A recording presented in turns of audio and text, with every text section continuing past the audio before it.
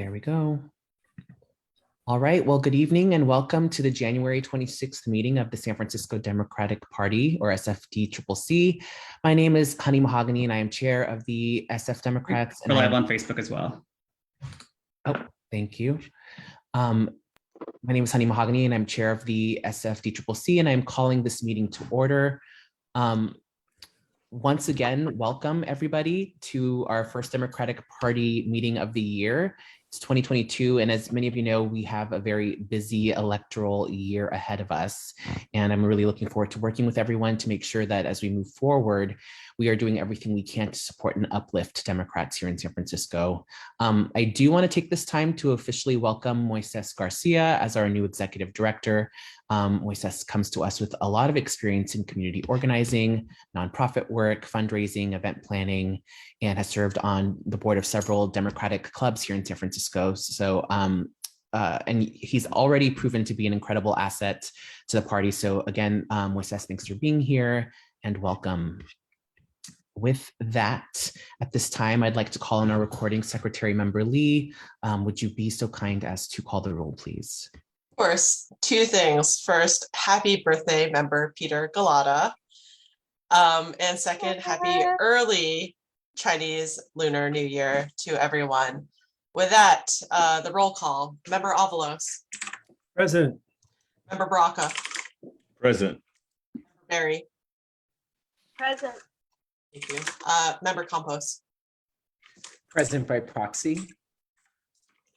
Member Chen. Member Dufty. Here. Member Galata. Present.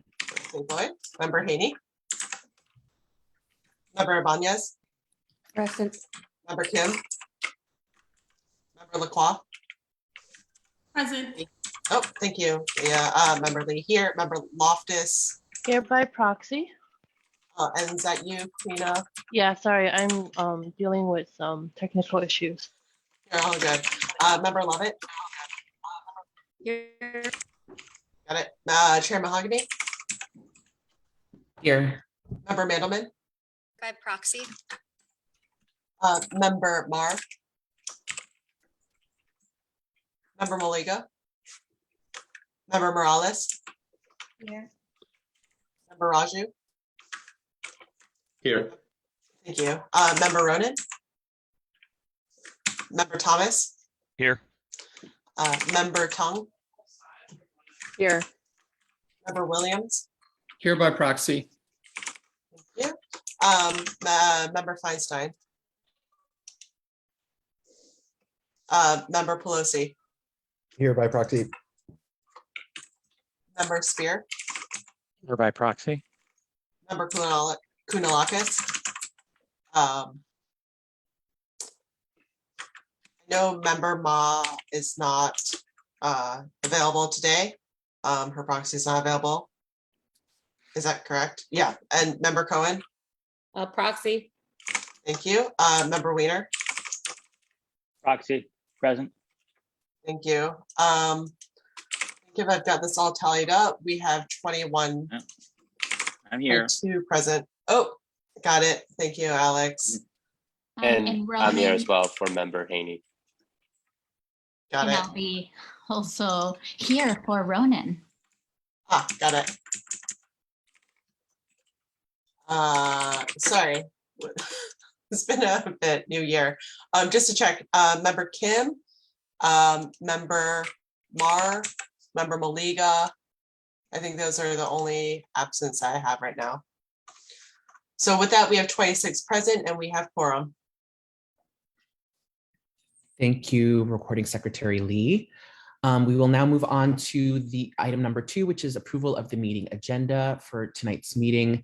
You should have the agenda before you. I would, well, are there any amendments to the agenda? Yes. Member Thomas? Yes, Chair. I'd like to amend the agenda to add a committee report for the fundraising committee under committee reports, please. All right, is there a second? Second. All right, we'll make that Thanks, Keith. We'll go ahead and make that amendment. Are there any other amendments? I did see that there was an amended version, I believe, of Vice Chair Galata's resolution that went out.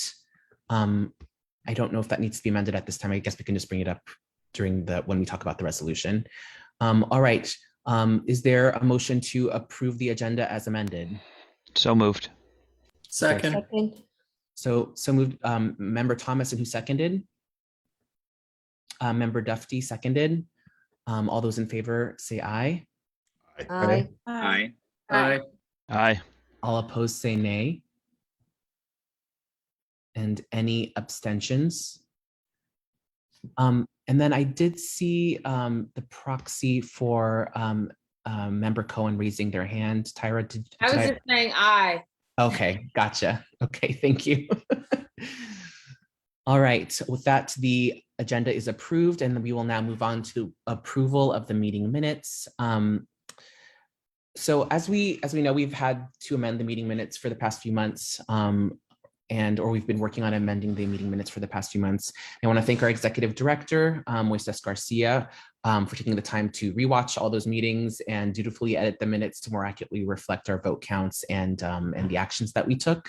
And those corrections have been made and updated and are included in tonight's agenda. However, I did receive feedback from some members of the body that wanted to see notes on the committee reports included in the agenda, in the updated minutes, and those have not been updated yet.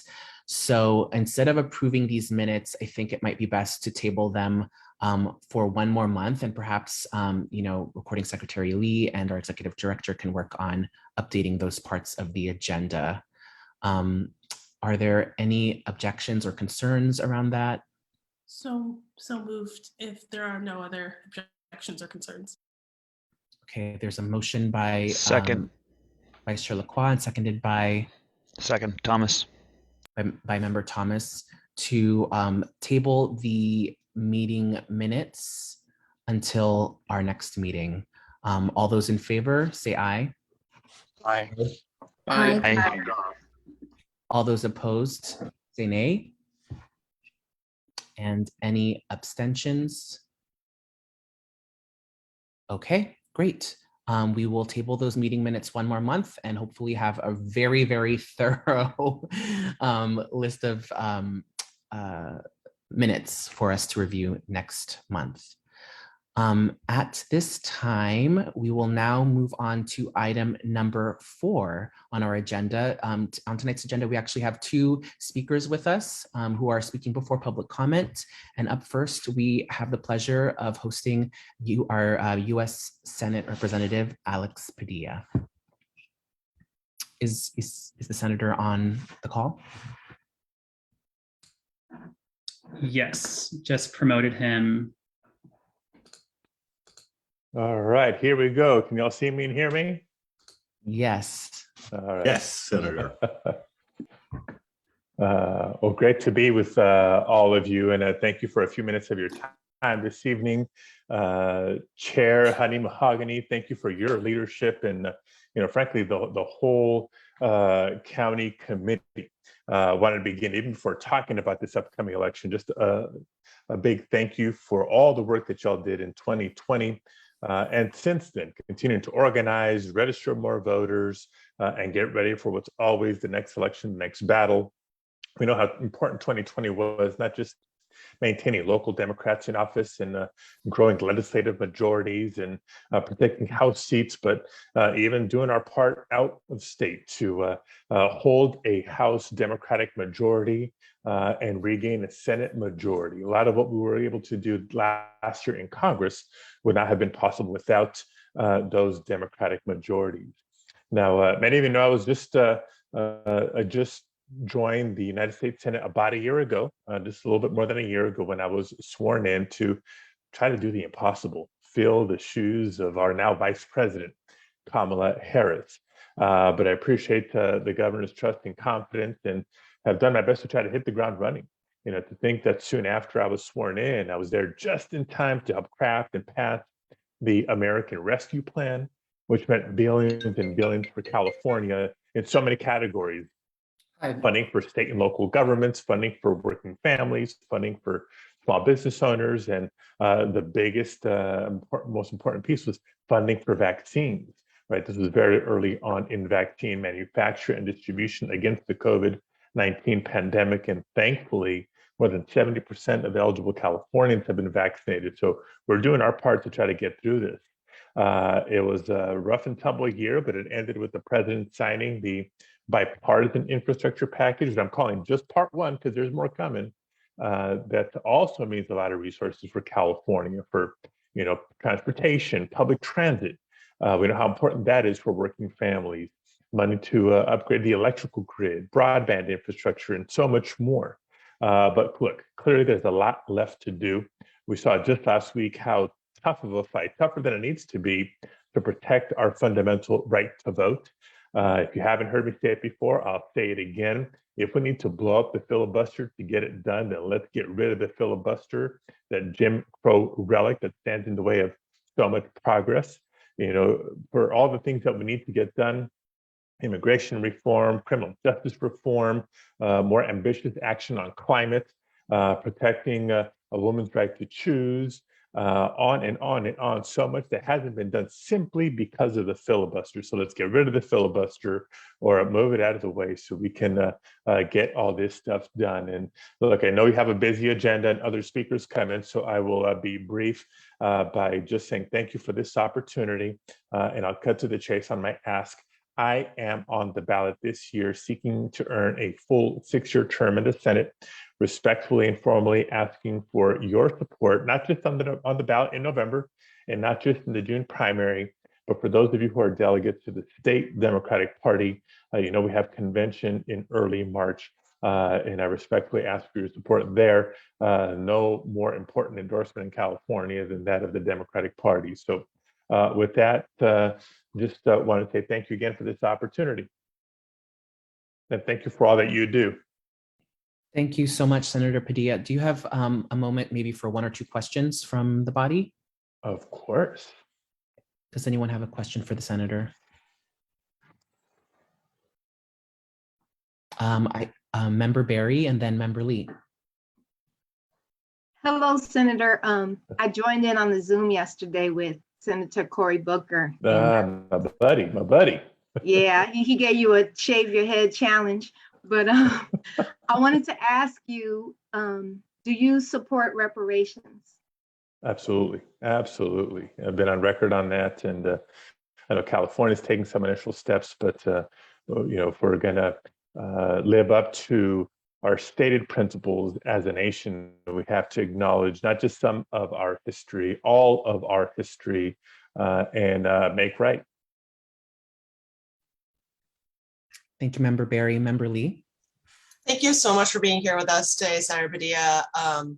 Just to note, last month I was able to, wearing my BART board director hat, visit DC, and I met with you in your office, and it meant a lot to BART, and it meant a lot to, I think, the Bay Area, that you're welcome to meet with us and talk about infrastructure needs, housing needs, and the amount that you're doing to really bring social justice into planning and reconnecting communities as part of your initiatives in the infrastructure bill. That's just huge. Separate from all that, my question is, we are the San Francisco Democratic Party. You know where our values stand. We are, strong progressives here. How can we support you, and what can we do here in San Francisco as the DCCC? No, great question. Very, very much appreciated. And, let me just say, as you're rattling off the transportation and housing items that we discussed that day, all the more reason that either Build Back Better or whatever it might morph into, whether it's by another name or in 2-3 pieces, still needs to get done. We did good in a lot of the physical infrastructure in the first infrastructure package, but I have strong arguments to make on housing, on healthcare, education, and more, particularly in historically disadvantaged communities. So not giving up the fight. We have to get that done as well. As far as what you can do to help, honestly, continuing to do what you do. You guys are known statewide and beyond about being able to organize, being able to mobilize voters. A lot of times the focus is on some of the local measures. The city and county in San Francisco is always, rough and tumble in a good way, pushing the envelope, and you lead by example. ideas that people think once upon a time were kind of way far out there. When San Francisco leads, the rest of the state follows, and then the rest of the nation follows. So you give me that foundation to be able to, make the argument. Part of what I think has been an advantage this year for me in the Senate is being able to point to ideas, not just as ideas, but look, we did it in California. Our shift to renewable energy, and there's a real-time fight about rooftop solar right now. That's a great fight to have. I wish other states could be where we are. When it comes to immigrant rights, when we were crafting the American Rescue Plan early last year, I was able to lend my voice and say, wait a minute, blended families when it comes to citizenship is not uncommon in California. So why cut off aid to kids because of the status of their parents? Those sorts of things. So bringing that insight, bringing the progressive record of San Francisco, other jurisdictions throughout the state, and even some of the progress we made in the state legislature and state government is a tremendous fodder for me to continue to push the envelope at the national level. Thank you so much, Member Lee, for your question, and thank you so much, Senator Padilla, for your time. We really appreciate you being here. Thank you, honey. Thank you, everybody. Continue to stay safe, and if we end up with an in-person convention in March, we'll see you there. If not, we'll see you virtually, and it's only a matter of time before I get back to the city. All right. See you at the convention. All right. Take care, everybody. All right. One more time, thank you to Senator Alex Padilla for being here and speaking to our body. We really appreciate your work and you spending your time with us. Up next, we have remarks by LA Controller Ron Galperin. Good evening, San Francisco Democrats. I'm Ron Galperin. I serve as the elected controller for the city of Los Angeles, your neighbor to the south, and running to be your next state controller. I'm LA's first citywide LGBTQ elected official. Also the first in my family to be born in the US. My dad was a Holocaust survivor, a refugee. My parents came to the US to create a better life. And thankfully they were able to, but we know that too many others today are struggling in so many ways and facing really tough challenges. And I want to state that works for everyone. And that's why I ran for office in Los Angeles and why I'm running for office now statewide. I want to thank the chair very much for inviting me to come speak, and to each of you, the board members. There's so many things you could be doing this evening. And here we are coming together as Democrats with our passion for progressive values that we really share of a more equitable and more sustainable and inclusive and just future for everyone. But perhaps the most important manifestation of what our values really are, if you think about it, is our state budget. And there's a unique role that the state controller has in overseeing how the money gets spent, more than $250 billion a year in California. Now, 2021 was a really tough year, as we all know, for working people, for unemployed, for women, for communities of color, for our LGBTQI community, with economic and food and housing insecurity, inadequate access to medical care, deep racial inequalities, an environment, a climate in peril. And I'm very concerned also about the constant attack that we see on immigrants, being a son of immigrants myself. So how do we address these challenges? And we have to do so, I think, with clear priorities and with better public policy and with a budget that reflects our values and one that is really transparent, one that we can understand, one that we can actually have really meaningful input in. As controller of the city of LA, I'm proud to have revolutionized the office with unprecedented transparency. If you go to our website, lacontroller.org, you will find tons of open data, dashboards, tools to make government more responsive. We also, in the last year, created a comprehensive COVID-19 resource hub to connect people with resources that they need. We also have spending trackers for federal and state dollars, audits of the housing and homeless dollars that are being spent, sometimes, unfortunately, with results that are not nearly good enough. I'm proud to say that the work we've done has actually led to efforts to invest more monies in desperately needed mental health and addiction resources in addition to housing. And we created the first ever equity index, which I'd love to do for the whole state. You can go into each and every single neighborhood and look at the particular challenges. What is the rent burden in the neighborhood? What's proximity to toxics? What are the education levels? What are income levels? And much more. And we have an opportunity to do this for the whole of the state. We also do a lot of mapping, love maps of government properties that can be used to create more housing. We've done maps of food resources for people who desperately need them, a map of every oil well so that you can hold the owners responsible and make sure that it is not emitting toxics, free tax prep, LGBTQ youth services, and much more. And I really look forward to being able to do this for the state. And as a parent of young twins with my husband, Zach, we just put them to bed actually, and they are 29 months old. I really believe that we have to work to make sure that we address the climate crisis that we have. I want a planet Earth that is hospitable for them and for the next generation. I think many of you know the controller sits on more than 6 dozen state boards and commissions that make a huge difference, everything from state lands to coastal commission, CalPERS and CalSTRS, the apportionment of tax credits for housing, and much, much more. And I am ready to do this job on day one. As soon as I entered the race, I'm proud to say I earned the support instantly of Betty Yee, of John Chung, her predecessor as well, lots of other elected leaders across the state, and would be honored and grateful to have your consideration and to earn your support as well. My advertisement for the night is ronforcalifornia.com, and happy to take any questions and look forward to, in the near future, actually seeing you in person and not just via Hollywood Squares. Thank you. Thank you so much, LA Controller Galperin. Are there any questions? I know Member Barry, you said you have a question, but giving an opportunity to other folks, if other folks have questions they want to ask. All right, Member Barry, why don't we start with you? And if someone else has a question, please raise your hand. Thank you, Chair, and thank you, Mr. Galperin, for being here. My question is, I'm a big fan of the unclaimed property website that the State Comptroller Office has. My question is, what do you see as something that office could do better to get that information to people who might have unclaimed property? Great question. And I'm a big fan of it as well. Although I will tell you that I have had my name on that of unclaimed property, and it's not always that easy to actually claim it. So I'd like to see, first of all, not just better press about it, but also an easier way for people to actually get that money.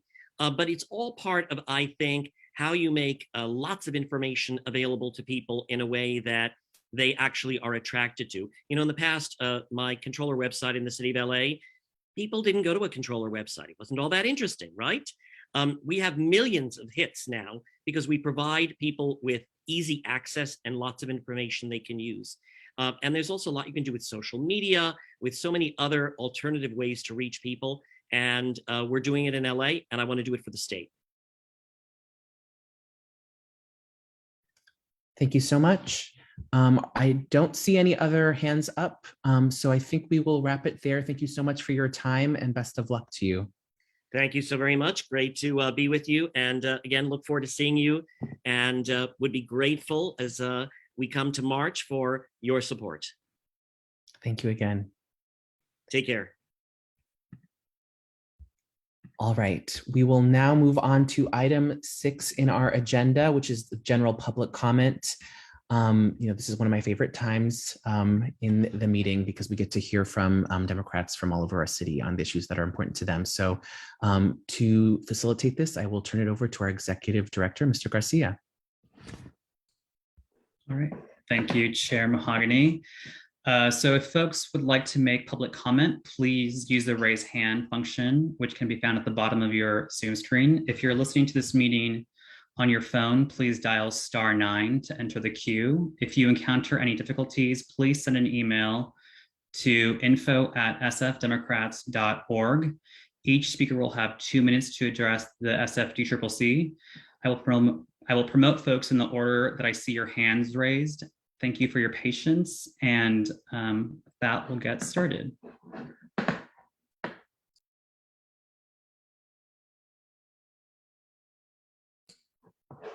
I'm going to promote Patricia Brooks and then David Schmidt, followed by Martin Rollins-Fang.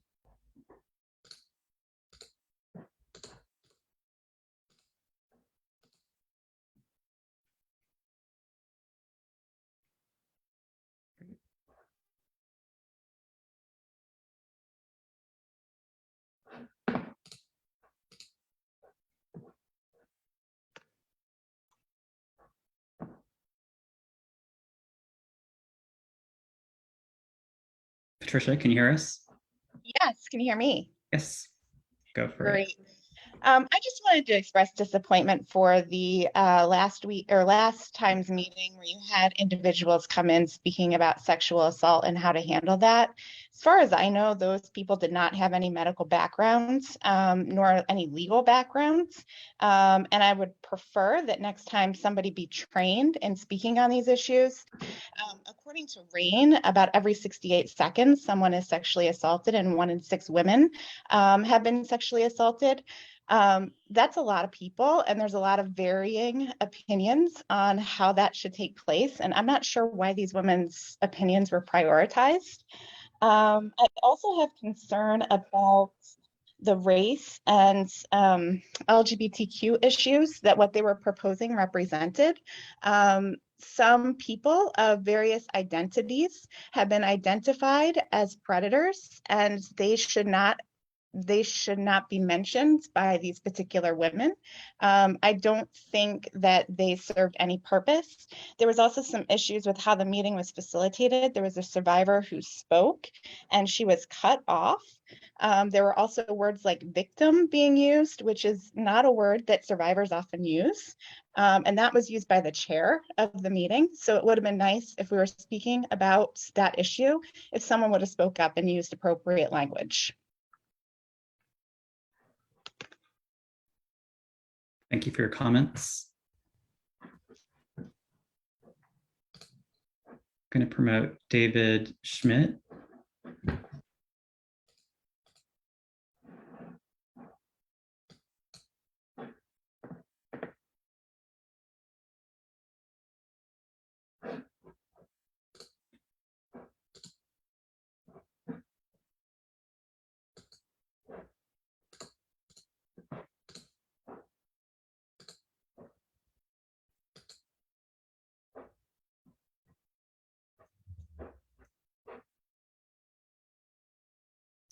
Okay, David Schmidt declined to be promoted, so I'm going to move on to Martin Rawlings-Fain.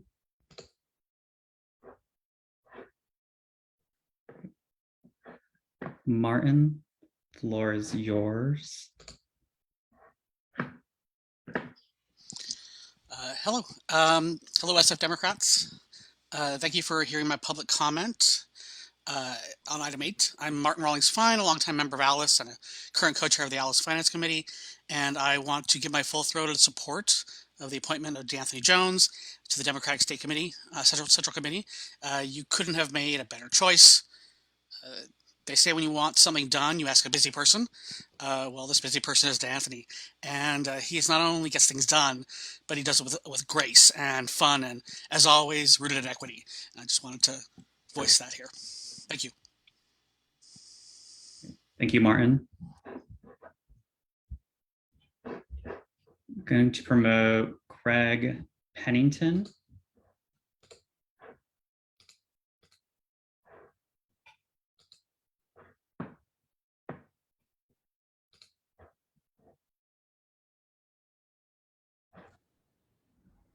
Can you hear me now? Yes, can hear you. Yes, I'm calling in support of the Ballot Disclose Act, Assembly Bill 1416, which would show supporters and opponents of measures in brief little spaces right on the ballot. The ballot pamphlets or the election guides, whatever you call them, or the ballot phone book, it's as big as a phone book. There are so many measures. The measures are confusing. Most people can even get confused among the measures. It is very important to have that information right on the ballot for people that don't refer or read the book. Many of us with so many measures, we can't study on every issue. What we do is we use people, elected officials and organizations that we support to help make our decisions. So seeing those printed right on the ballot will help everyone make a better, more informed choice on the measures we're voting on. Thank you. Please support Assembly Bill 1416, the Ballot Disclosed Act. Thank you for your comments. Going to promote Susan Pfeiffer, followed by Pratibha Tiki, and then Gabby Ruiz.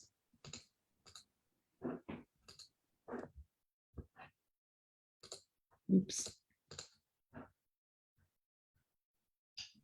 Hi, this is me having a bad hair night, so just get over it. First of all, welcome Moises Garcia, your first meeting, and wonderful to meet you last weekend and to work with you. And great seeing Jackie here tonight too. So we have a full grouping of the best. I have a couple of things I want to go over. First is open enrollment for Cover California ends on January 31st next week, but there's still time to get people enrolled. And I have people I have a few lined up for this weekend to get enrolled. So keep getting the word out. I reached out more than once to every supervisor in San Francisco this past year during open enrollment to get the word out. Now, I don't read all of their newsletters because they can be long, but I've noticed that Raphael Mandelman is, to my knowledge, the only one who has been including it in his newsletter. I think the third month in a row, and maybe it was longer than that. If others have done it, please let me know and thank you. But I definitely wanted to shout out Rafi and say thank you for putting the word out. That's what we needed. And again, open enrollment ends January 31st. So let's get that going.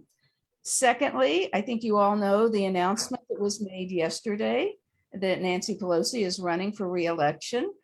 I'm not here asking for votes. I'm just saying that I am excited that she's running. I know there's pluses and minuses, but I think with what's going on in Washington, we need her experience, her knowledge, and her intelligence to get things done. That's just my personal plug there. Another exciting thing I have coming up is I finally broke into how to get into register voters at the high school graduations this year.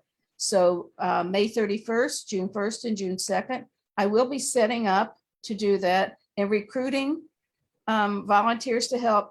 Karima is going to be my partner on this because she's also on the state CDP organizing committee with me. We're on the same committee, so we're going to do that together. But I think Keith and Nancy and the members of the San Francisco DCCC voter registration committee, I would love to have you helping with that. And then we will be recruiting from there. And lastly, congratulations to Alex Walker. A big change in your life.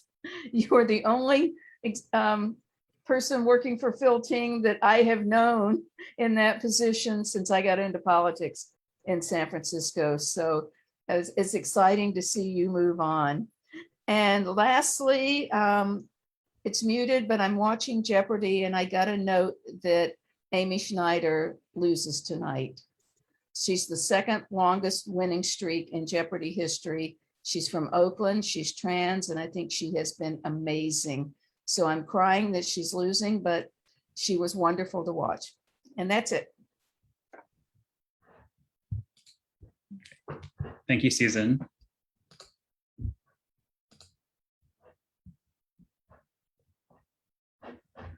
And we'll just also remind the public that this is the one and only opportunity to provide public comment. So if there's anything on the agenda that you plan, you are here to provide public comment for, now is the time. Pratibha, the floor is yours. Thank you. Thank you all the members of DCCC and thank you, Chair. My name is Pratibha Theke and I work for Tenderloin Housing Clinic and I oversee the Community Organizing Department of Tenderloin Housing Clinic. I work with several residents, SRO residents and apartment residents in tenants' rights issues in Tenderloin and South of Market. And we have a land use committee that is about 12 to 13 members of SRO residents mostly who are part of the land use committee in our organization. And we actually would love for all of your support for the resolution that member Peter Galata is going to bring to your floor today regarding group housing. This is a legislation that was introduced by Supervisor Peskin a couple of weeks ago, and it is, I would leave it to member Galata to basically when it's his time to explain the group housing legislation, but I just wanted to let you all know and request that it would be great to have your support for the Tenderloin residents who have basically put in a lot of effort in this resolution for group housing, two legislation that's going to come to your floor.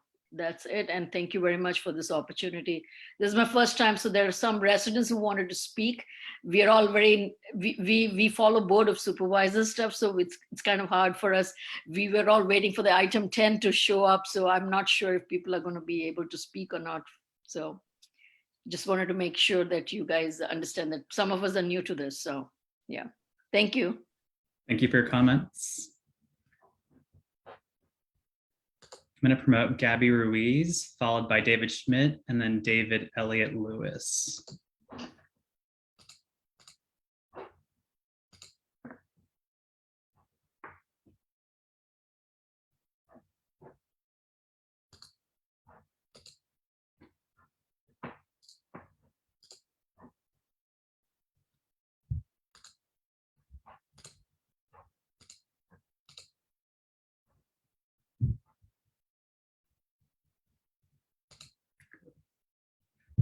Going to move on to Gabby's declined to be promoted. I'm going to move on to David Schmidt.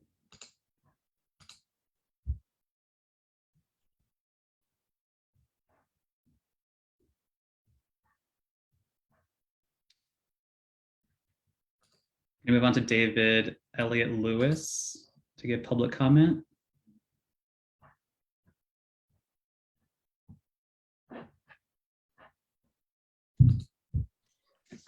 Hello. How long do you have for public comment? You have 2 minutes. Okay, thank you. Starting my clock. David Elliott Lewis. I've been living in the Tenderloin for the last 15 years. I'm a member of Tenderloin People's Congress, and I also work with the Central City SRO Collaborative as a tenant advocate. And our neighborhood has many challenges, and we have recently seen the rise of a number of group housing projects. And they really, the way they're designed, do not meet the needs of our neighborhood. And to address this, Aaron Peskin has come up with this legislation to really kind of fix the problem of group housing and really ensure that if any is built, it's really community serving, or it shouldn't be built at all. And Peter Galata's resolution to this effect really does need to be passed. So I'm speaking just as a resident, as a member of Tenderloin People's Congress, which has also took a vote and is backing Peter Galata's resolution as well. So the reason I'm saying all this is that there is community support within the Tenderloin for Peskin's resolution on housing equity in Chinatown and Tenderloin. It's long overdue, it's needed. It won't solve all of our problems, but it will help a lot. So I hope your DCCC will pass this unanimously. I hope, of course, the Board of Supervisors will also follow through and be inspired by your passing this to pass this as well. It will help, I think, move us in the right direction towards more housing equity and maybe more what I call community serving housing. Again, David Elliott Lewis, thank you for your time. Thank you for your comments. Move on to David Schmidt. Hopefully figured things out. Hello, can you hear me? Yes. Okay, great. I'm a volunteer with the California Clean Money Campaign. I'm also a Democrat living in San Francisco, and I'm here to ask for the DCCC's endorsement of AB 1416, the Ballot Disclose Act. That's what Greg Pennington was talking about earlier. And it's all about putting the supporters and the opponents of a ballot proposition, the same supporters and opponents that are listed in the ballot pamphlet, to also be listed on the ballot. And that's because when you vote on propositions, everyone needs to know the good guys and the bad guys. And when you are looking at your ballot, you can't tell who the good guys and bad guys are because they're not listed. AB 1416 would solve this. And, you know, most people, in fact, we did a poll, it said 21% of voters, 21% are confident that they know the important supporters and opponents. But the other 79% are not confident that they know the important supporters and opponents. And only 42% said that it's quick and easy to find them in the official ballot pamphlet. So it's great that they're listed in that official ballot pamphlet, but let's put those supporters and opponents from the official ballot pamphlet right on the ballot so that when you vote, when everyone votes, they can understand who are the good guys and the bad guys. And you just need to know who's on your side, who's not on your side. And that's why we need to pass AB 1416. And it's been endorsed by the California Democratic Party as well as the DCCCs in Alameda, Contra Costa, San Mateo, and Santa Clara County. And I hope we'll add San Francisco tonight. Thank you very much. Great, thank you for your comments. Moving on to Gabby Ruiz. Good evening, members of the committee. I apologize for the complications earlier.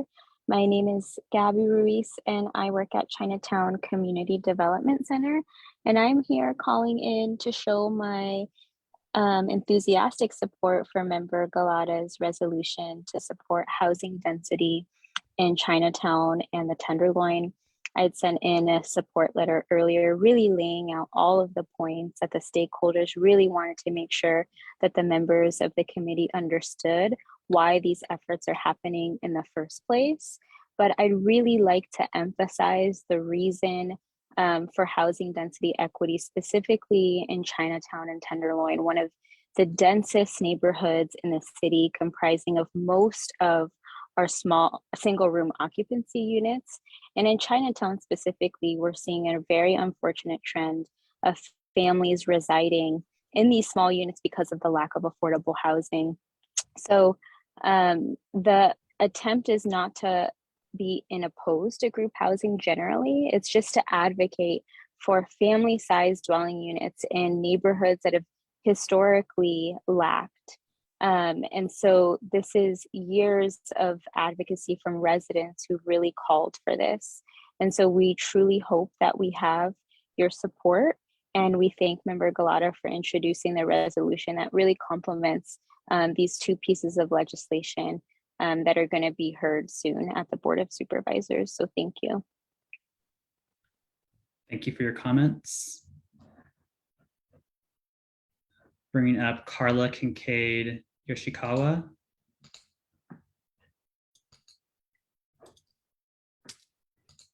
Hi, I guess you can hear me. I'm sorry, I can never get my lighting right. And like Greg and David, I'm also a supporter of AB 1416, the California, or the Ballot Disclose Act. I've been a volunteer to try and get disclosed acts passed now for a number of years. And this is another important one. We all wish that all voters would read all about the ballot initiatives and really process all of that information, but I do my best, and I'm still sometimes confused by the time the voters pamphlet comes to my home. One of the first things I do after watching all the confusing ads is go and see who is for it and who's against it and what they're saying. If I'm really desperate, I'll actually read the text, but that's so hard sometimes to make sense of too. But I really do rely on which groups that I have confidence in and trust in are supporting something to really sort of help me suss out what is this really going to do. So it's important that we know that information when we're voting. And so I ask that you all please support AB 1416 and make sure we get it passed so we get more disclosure and more transparency in our political process. And thank you for your time. Thank you for your comments. And unless there's any more speakers, our last speaker will be Felicia Smith.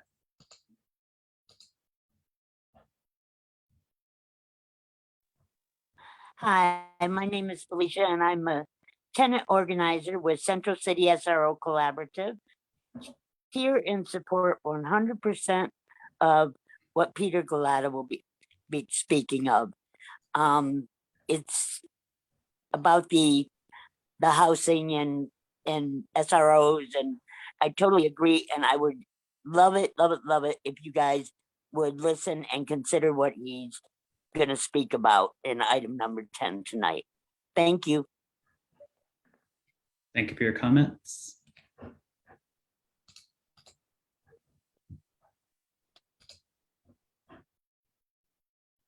I'm seeing no more hands. Chair Mahogany.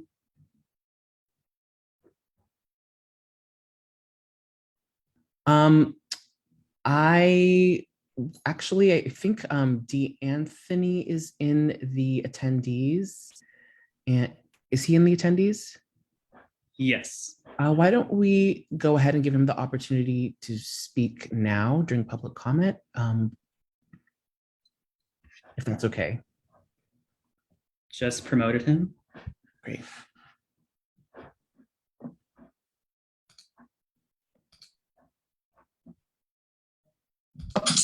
Hello, everyone. How's everyone doing? I'm excited to be here. First of all, thank you so much, Chair Mahogany, for this opportunity to address everyone here. I know so many of you from just my time growing up in the city, and even going back to the Youth Commission, serving alongside folks like Leah Lacroix, who I know, my great friend Leah, and Natalie G.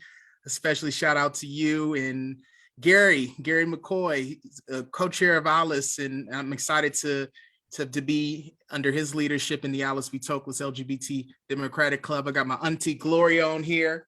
Got so many folks who I've known and have grown up admiring in just serving our community first and foremost. And I'm excited to be uplifted in this meeting for nomination to join you all. And I see Jane Kim there. Hello. I also definitely remember working alongside former supervisor John Avalos when I was on the commission, and I see Keith here. Just a lot of you, and I'm excited to be here. One of my big passions is promoting equity, and also this idea of building the bench and reaching out to our underserved and overlooked communities, having them understand these processes, but also engaging them in them too. I think we have a privilege to have an awareness of what's going on at the party level that many of our community members don't have. And how do we bring all of our institutions down to the people in an effective way? And I also am very interested in working with you all on creating potentially a platform for our own county central committee as well, so we can center our values in endorsement processes, center our values in a San Francisco style, right? I know we have the KDEM platform, and I know we have the national platform, but what are our values as San Francisco Democrats? And that's what I'm really excited to do this work on. How do we engage citizens through advisory committees? How do we also engage our young people? One of the things that I hope to work alongside you in promoting in this city is universal work readiness for all of our high schoolers, to where they don't have to get a permit, it's already done. I think we need to really, really pour into our young folks. And it's something that I'm going to be very passionate about working alongside you all potentially. I know that there's a process, but more importantly, throughout the month of February, if given this honor, I would love to sit down with each and every one of you on this body to also to catch up with some of you. I know a bunch of you already, but also just want to introduce myself to those who I don't know, because this work is about the trenches, and this work is about uplifting our values through uplifting the people we are here to serve. And, sometimes those are even people who don't agree with us. Our values might be something that impact their lives even. And I think that, given this opportunity, and especially my grandfather, Speedy Woods, being a former DCCC candidate and a former ADEM, I got a chance to learn from him in his later years. And of course, he passed away 2 years ago, 3 years ago now. And, for me, even learning from him how to move and how to understand emotional intelligence is something that he taught me a lot of. And I definitely plan to project that here. Moises, congratulations. That Moises and I, we served on the Alice B. Toklas policy committee last year, and I'm just so excited. I'm looking forward to working alongside you all, and I am looking forward to really making some changes in the trenches.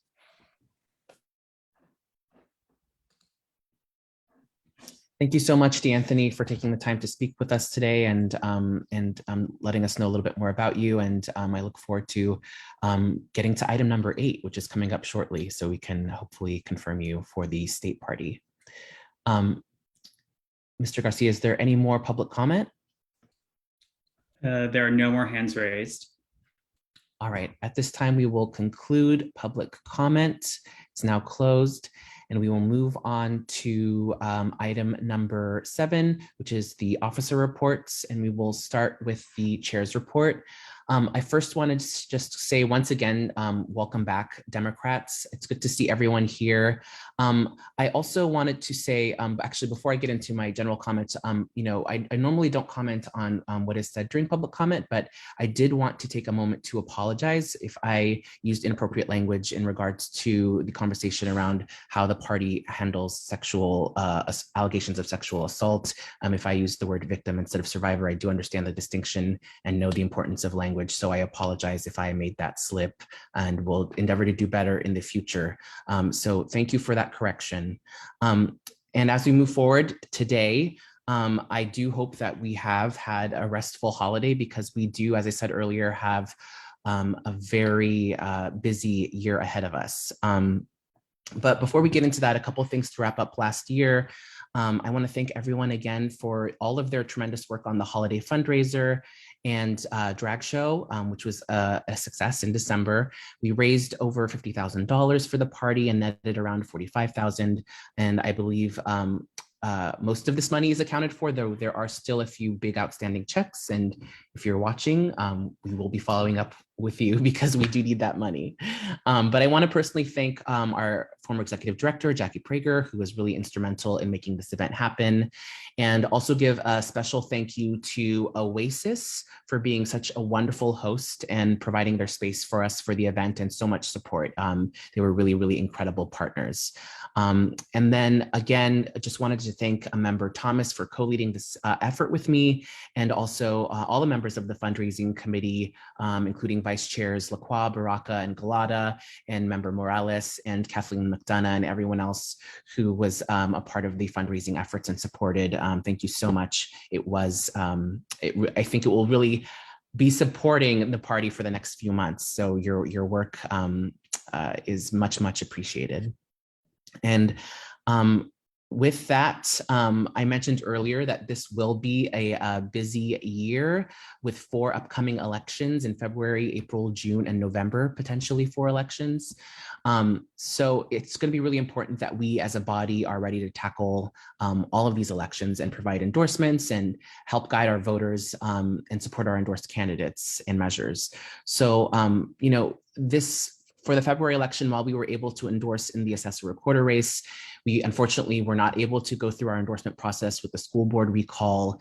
Again, this is due to some confusion around having already taken a position via resolution early on, and then realizing that our bylaws actually prescribed a different process and that it needed to be treated as a measure. And per those bylaws, that there was a process involving the issues committee and an endorsement process that we had to go through that unfortunately we did not follow, and then did not have time to go through in before this month. So that being said, the bylaws committee has met, which we discussed, I believe, at our special meeting back in December, that we would be meeting to discuss some clarifications that we could do specifically around bylaws. Our state party does in fact have very clear language and a process around how they endorse or act in the situation where a recall is on the ballot, as do many other large Democratic county central committees in the state. And so we have been looking at those bylaws and that language and working on a draft to bring to the body in February. So again, if there are people who are interested in participating in the conversation, I know Member Tung has been a part of the conversation, as well as Member Thomas and several others, and Member Barry. and Member Lovett also or Vice Chair Lovett has also been a part of these conversations. So if folks are interested, we will probably have at least one more meeting and then be presenting the recommendations at the February meeting so that we have a very clear process around how we handle recalls and are prepared for upcoming recalls on the June ballot. Member Lacroix. Hi, yeah, sorry, just a quick question. When is the next bylaws committee meeting, or has that been scheduled yet? It has not been scheduled yet, but if you're interested in attending, go ahead and reach out to our executive director and he can notify you once that's been scheduled. With that, I sort of gave the update of my chair's report and an update from the bylaws committee, but we will now move on to outreach. And for that, I will turn it over to Vice Chair Lacroix. Oh, I'm sorry, Member Barry, did you have a comment before then? Yes, I did. The meeting we did have, I didn't really leave it with a clear sense of what we do in the meantime. So my question is, for people who are, or future measures of recalls, can those people put on their literature website or even on the voter's guide any oppose of recalls, or do they have to wait until the February meeting? I think they will have to wait until we actually go through an endorsement process, which we are currently creating the endorsement, or we're creating clarifying language that we will be proposing at the February meeting, and then that will have to be approved, and then we will follow that process to endorse any candidates that are, either facing a recall or, whether or not we will support the recall. So that will be, they will have to wait until that process is established. Any other questions? Okay, then we will move on to a report from Outreach. Vice Chair Lacroix, the floor is yours. Thank you. Chair Mahogany, I think you shared a lot over what has been happening since we've been on break. So it was nice to kind of get a refresher too. I feel like this meeting also in some ways snuck up on all of us because it's oh, look, we're back at it again. So it's nice to see everybody's faces and to kind of hear what's been going on in everyone's respective worlds. I'm really excited to share just how we have been working on plans for outreach in February, specifically for our endorsed candidate in their race, as well as for both Black History Month and Lunar New Year. Feel really excited to connect with everyone and share those out. Those just kind of what's been happening. And I'll just keep it really brief and keep it at that. All right, thank you, Vice Chair Lacroix. For voter registration, Vice Chair Baraka. Hello, everyone. Quick report on what we've been doing in the voter registration committee. This past Sunday, we had our January voter registration, and it was postponed due to my schedule. So I want to thank those who accommodated my schedule. I was out of town for the second Sunday, which is our normal time. So we were able to have one this past Sunday. We had several folks show up, including the members of our committee, Member Tung and Susan Pfeiffer. But we also were co-sponsored by UDC. And I want to thank UDC members who came out to support our voter registration effort. And if I were to name some of the folks, I would say I want to thank, of course, our executive director, who was also a member of our committee, Moises, for coming out. He did 2 precincts. Alex, Corey, Susan, Alita, Lawrence, Brian, and of course myself. So we got several precincts walked over here, and D11, I believe we were in the Excelsior. So that was very successful. I'm glad we were able to do that. Our next one is coming up at a regularly scheduled time, February 13th, which is the second Sunday. And if there are any clubs out there listening, we would be happy to have you co-sponsor our next voter registration event. And I also wanted to take the time to mention that the last day to register to vote normally would be on the 31st. So you could do that online, or if you fill out a form, it has to be postmarked by the 31st of this month. You can register after the 31st, but it's conditional voter registration, and that's available at City Hall up until Election Day. And you can also register to vote same day at the polls. So keep that in mind if you're not able to register, which I'm sure everyone here is, and everybody on our Zoom and Facebook are registered. But if you are not, or if you need to inform your friends, please let them know that the last day again is the 31st of January. I believe that is all I have. Again, we have another voter registration coming up on the 13th of February. So if you could mark your calendars and come out and walk a precinct. We're still doing lit drops.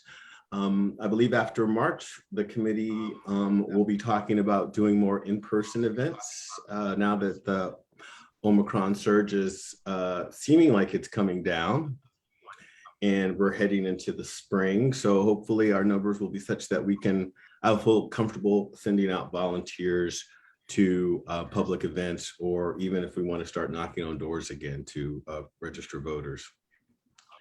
That is all. Oh, was there a question?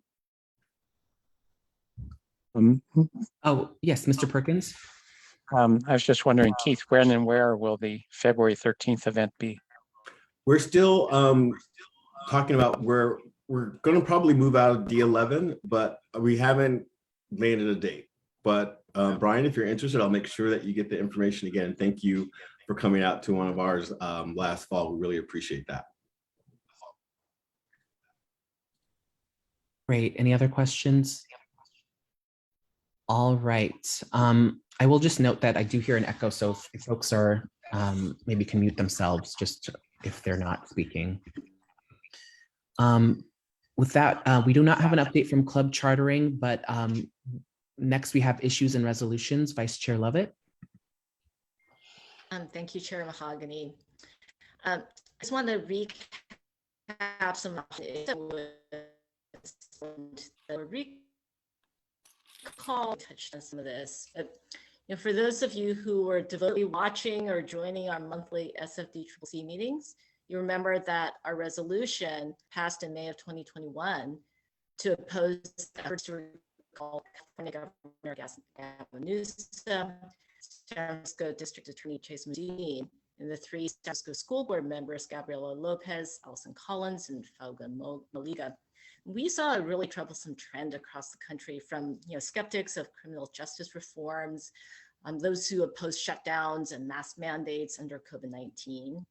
And we were concerned. So here in San Francisco, we've also seen this really heated debate and heard from different sides on the actions taken by our local education. Vice Chair Lovett, I'm so issues. sorry to interrupt you, but there's an audio problem, I think, or a bandwidth problem. So maybe if you turn off your video, we'll be able to hear you a little bit better. Thank you very much for that feedback. Okay, let me turn off my video.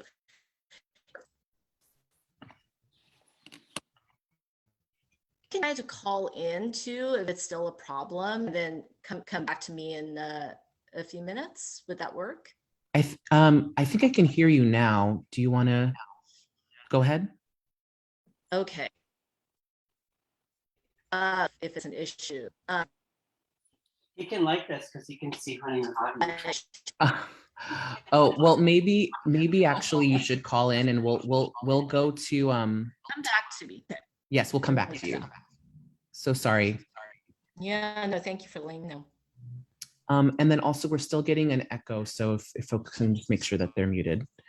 All right, with that, we'll move on to club partnership, or I'm sorry, to partnerships, Vice Chair Galata. Thanks, Chair Mahogany. Hi, everyone. Just a quick update, which, as we've talked about, 2022 is going to be a really busy year. I just want to do a plug for an event that's happening actually tomorrow night by our partners at Swing Left. So they're hosting a virtual 2022 kickoff called How We Move Forward in 2022. And they're going to have a panel that includes some people we know. So Christine Pelosi, Dan Bernal as well, Chief of Staff for the speaker, and David Barrios, who is the head of community at Swing Left, will be on this panel. So some great speakers. I think it's going to get us kind of energized and lay out the plan for the year, which we'll be remobilizing very soon around. So I'll drop the link in the chat. It is tomorrow evening, January 27th from 6:30 to 8. And that's my report. Thank you, Vice Chair Galata. Now a report from our treasurer, Member Morales. Thank you, Chair. Good evening, everybody. So yes, it was really wonderful that we were able to fundraise before the end of the calendar year.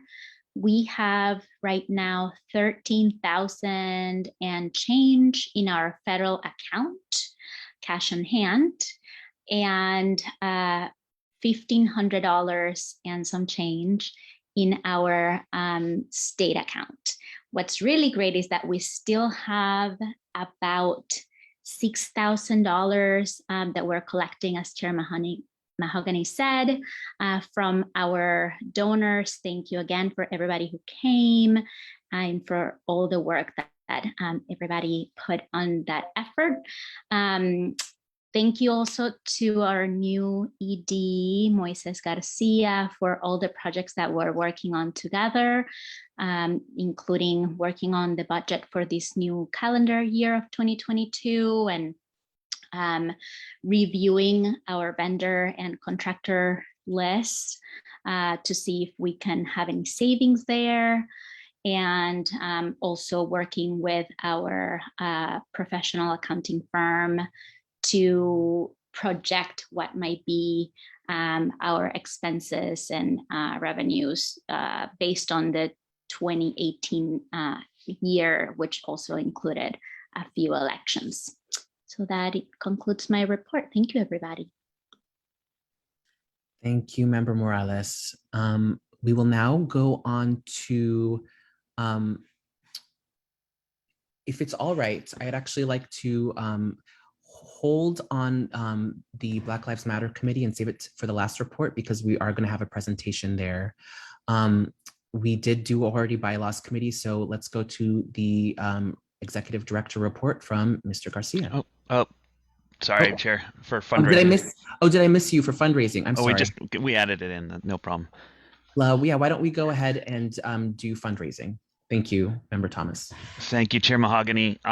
Good evening, Democrats. Happy January. As folks have mentioned already, the holidays are a drag holiday event was awesome, great success. It was our first live fundraiser event since COVID began, and we had aggressive proof of vaccination components and took into account public health guidance on that. The initial target was to net 20K off of it, later raised to 30, and as was pointed out earlier, we netted about 45, largely with the support of our organized labor partners, so a big thank you to them. I want to also mention that I don't believe the SFDCCC has never done a drag show style event, so this was kind of a big deal and a first time event, and we were really proud of it. We got a lot of positive feedback, and a special shout out to our events committee for helping to plan it, especially Kathleen McDonough, Jackie Prager, and Chair Mahogany for all the work they did to make sure that there was a successful event. I met with Moises in January so we could onboard and prepare for this coming year. We have a tentative calendar that includes things like, and all this is, COVID dependent, a unity breakfast plan for sometime in the spring, an election watch party planned for sometime in November, well, not sometime in November, election night in November, and then a holiday and volunteer appreciation event in December. But the big event that we're really looking forward to and are excited about, it should be in the late spring or summer, and it's to honor Congresswoman Spears' lifetime of service and celebrate her work representing us all in Congress. We really want to have this be a large event that really showcases and honors Congresswoman Spears' career. We also have aggressive fundraising goals for this event. We prefer a live, outdoor, in-person sort of event, but with the flexibility to pivot as the COVID science sort of leads. I want to also thank Bevan Dufty and Brian Perkins for coming on and volunteering to join the committee and helping to plan this event. And we would love to have more members and proxies, volunteers, to help us plan it, because we want to make sure it's successful and safe and big. So please come and reach out to myself, reach out to Moises, reach out to Chair Mahogany.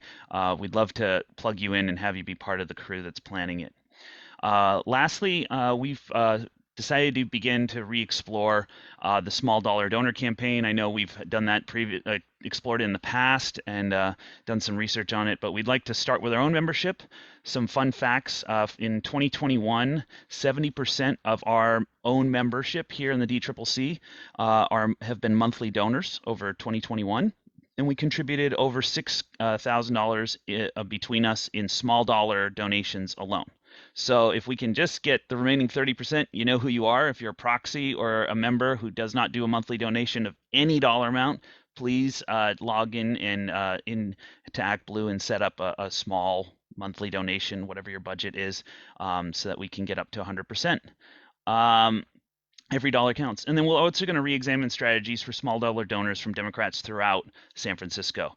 We want to see ways that we can engage them and have them engage with the party no matter what dollar amount they want to come in at. And that is the fundraising committee report. Thank you so much for that thorough report and all your work, Member Thomas. We will now go to our executive director for their report.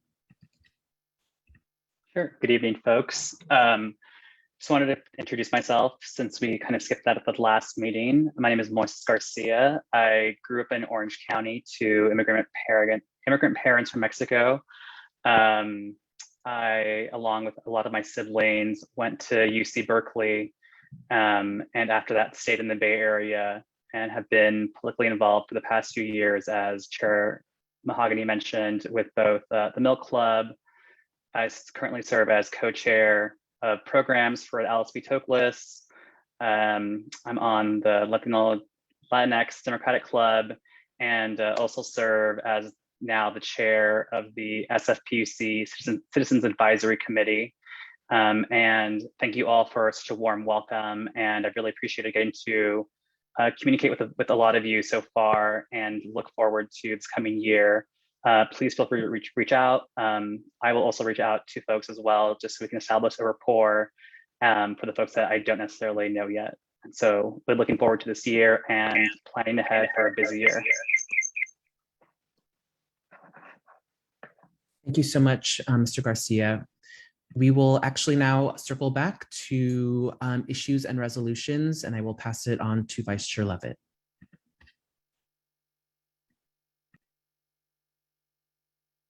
You're muted.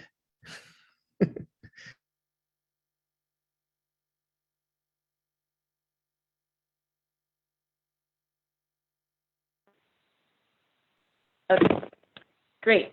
So can everybody hear me? And do I sound like a robot still? I do not. Okay. So I wanted to provide a recap with regards to the discussions and debates that we've had on these recalls. They're unprecedented. We have not had a local recall here in San Francisco for about 40 years. Right, so for those of you who devotedly watch or join our monthly SFDCCC meetings, you'll remember our resolution that was passed in May of 2021, opposing the efforts to recall California Governor Gavin Newsom, San Francisco DA Chesa Boudin, and the 3 San Francisco school board members. We saw a troublesome trend across the country, from skeptics of criminal justice reforms those who opposed the shutdowns and mask mandates under COVID-19, the people using critical race theory as a rallying cry. We were concerned. Here in San Francisco, we've seen a really heated debate, and we get it. We've heard from different sides on actions taken by our local Board of Education on the hot button issues, including schools reopening. And at that time in May, the Board of Education recalls had not yet qualified by hitting the required signatures. So in terms of process, as Chair Mahogany mentioned, earlier this month, our endorsement committee and issues and resolutions committee members debated on a request to make an endorsement in the February 15th race on opposing one of the recalls. You know, folks, this is really hard because we have to clarify things in our bylaws. And thank you to Executive Director Moises Garcia for looking at what other DCCCs have done. You know, they're also need to figure out their processes.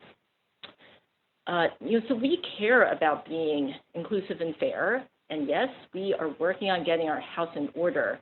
We have the prerogative to pick our battles on how we spend our limited resources.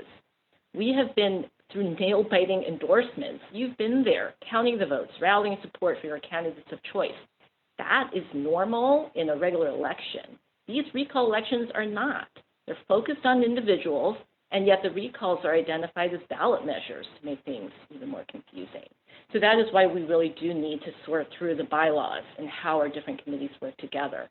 We stand by the resolution passed in May on the principle that recalls are often politically motivated and fundamentally undemocratic. We respect how our electorate in San Francisco makes informed choices on complex issues. So our job as the San Francisco Democratic County Central Committee is to shore up our processes at this time so that we can be responsive to local recalls in the future.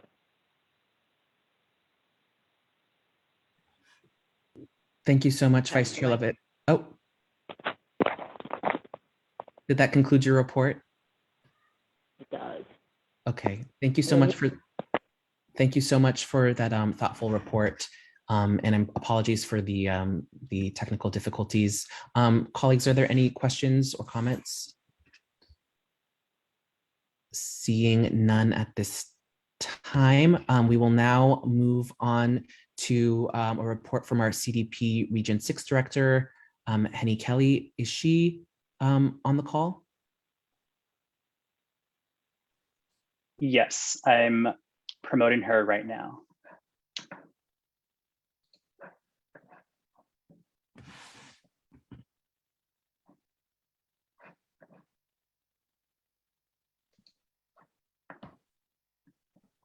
Hello there.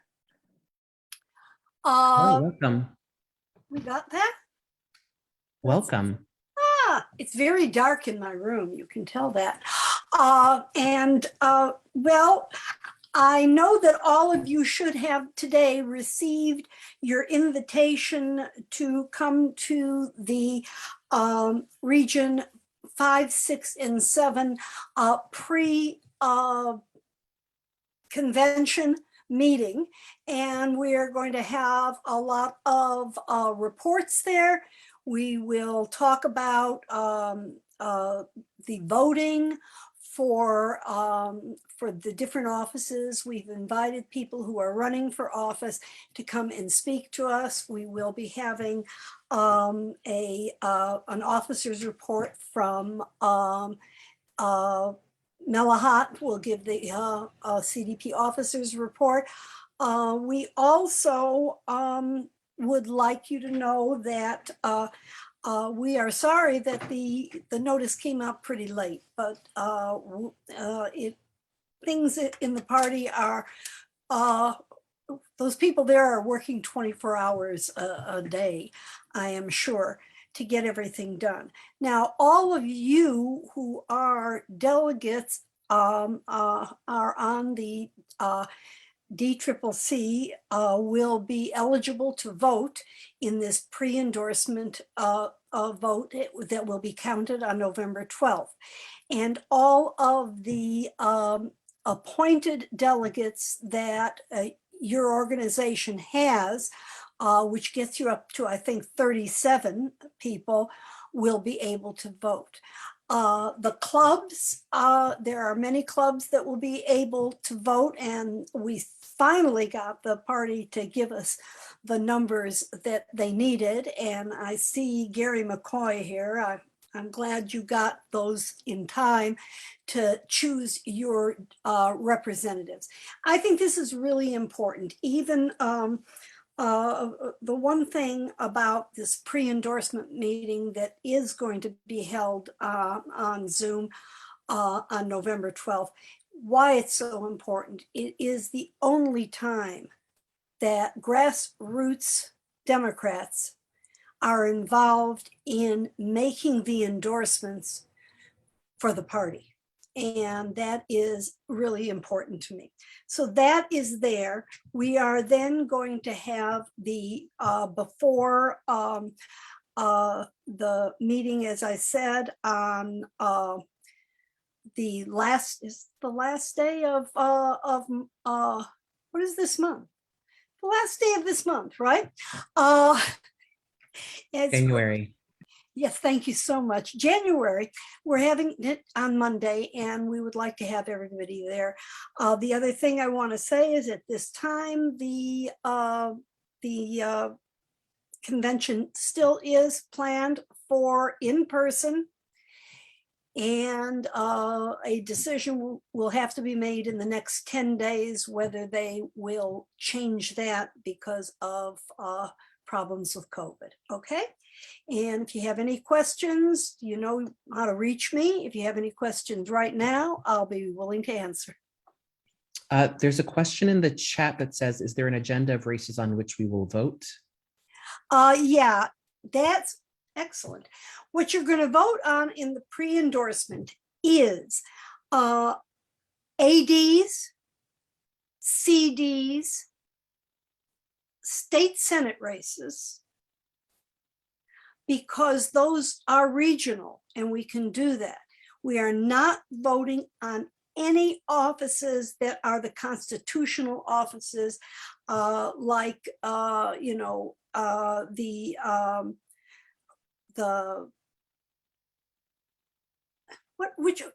gentleman that was here earlier, assessor. The assessor race is not going to be on this because that is a statewide.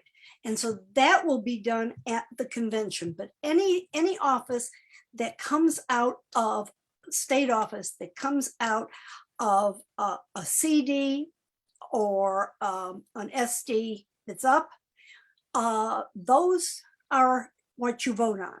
And you also get to vote on how our party is going to look at the congressional seats. Okay. Thank you. Thank you, Ms. Kelly. Vice Chair Lacroix. Hi.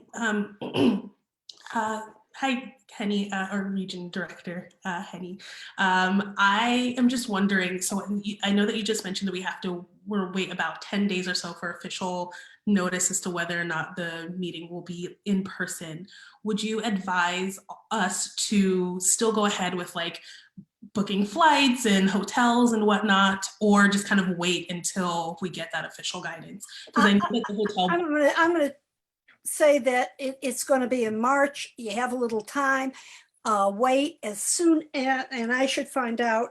And as soon as I do, I will notify everybody on this board. I will make sure that Mahogany has the other people sent to. I will get it to every single person in the region who could be a delegate or wants to go to this convention. So I think we can wait. They are really working on what they are going to do. One of the things that I was hoping they would do is kind of to have it split so that you could have people who are there and people who are home could still be on Zoom. That's an extremely expensive and difficult thing for them to get together at this point, but they are looking at that as an alternative. So we'll let you know as soon as possible. And you will get an email from me, probably calls from me also. Thank you. Thank you, Director. Member Thomas? Thank you, Chair Mahogany. Henny, do you mind if I just put my state hat on and flag something from the Ledge Committee for everybody? Yes, I would love you to do that. Awesome. I'm going to bring this up at the regional meeting, but I want to give all the members here just a heads up. And you should have gotten something in your inbox today from the state party. There are a number of pieces of legislation that are in Sacramento right now that are they need to make their way out of the House of Origin by the end of the month, which would be when the regional meeting happens. The 31st, you got it. Exactly, and there are several that are endorsed by California Democrats, and so we're asking all California Democrats to do their part, advocate with organizations and institutions and electeds to advocate for these bills. So the list of bills is there. It includes things like AB 1400, with single payer healthcare, CalCare, bringing us closer to that, and bills that protect tenants from being displaced from across the state, which Assemblymember Lee introduced. So we're really asking our members to jump on this and make phone calls and be aggressive on it. And I just want to give you all a week's advance notice before its announcement, and to just check that email. It'll have the full list as well.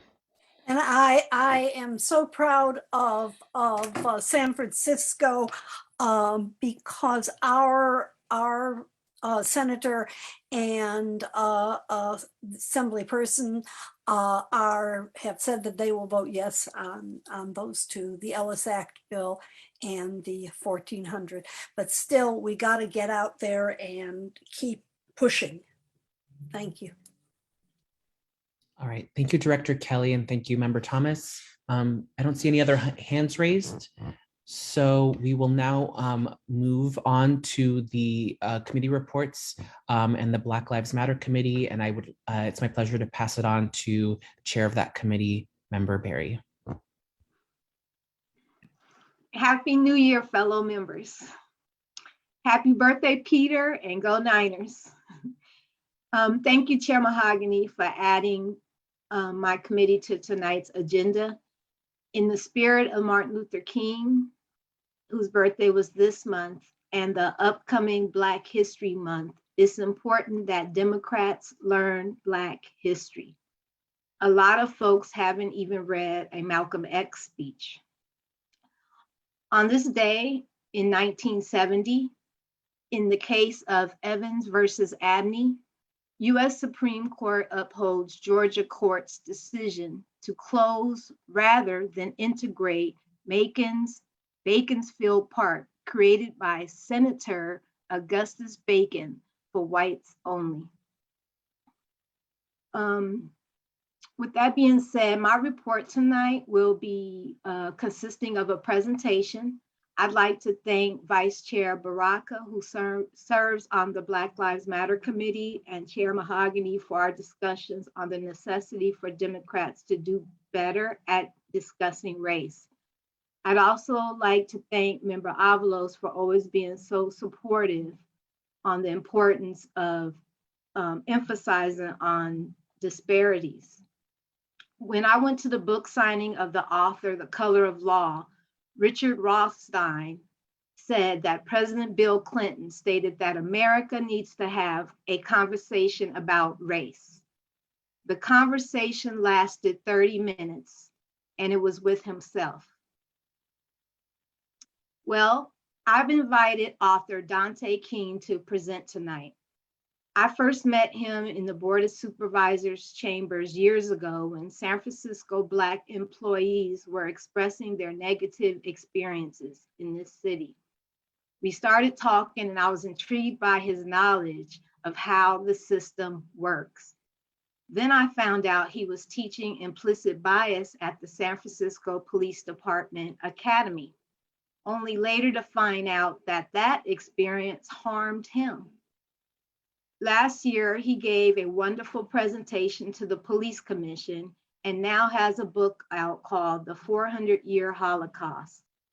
I saw him on the National Black News Channel and figured we better get hold of him before he's the #1 bestseller. Real quick, sorry, I can't see too good.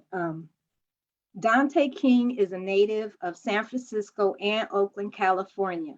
He is a historian, scholar, educator, facilitator, coach, and human resources professional.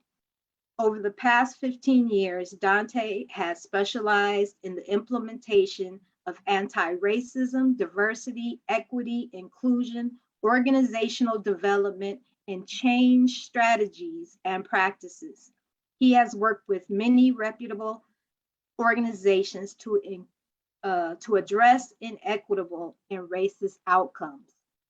I'm going to pass it on to Mr. King, and I want to tell him beforehand, thank you so much for your time sitting through the first 2 hours of this meeting.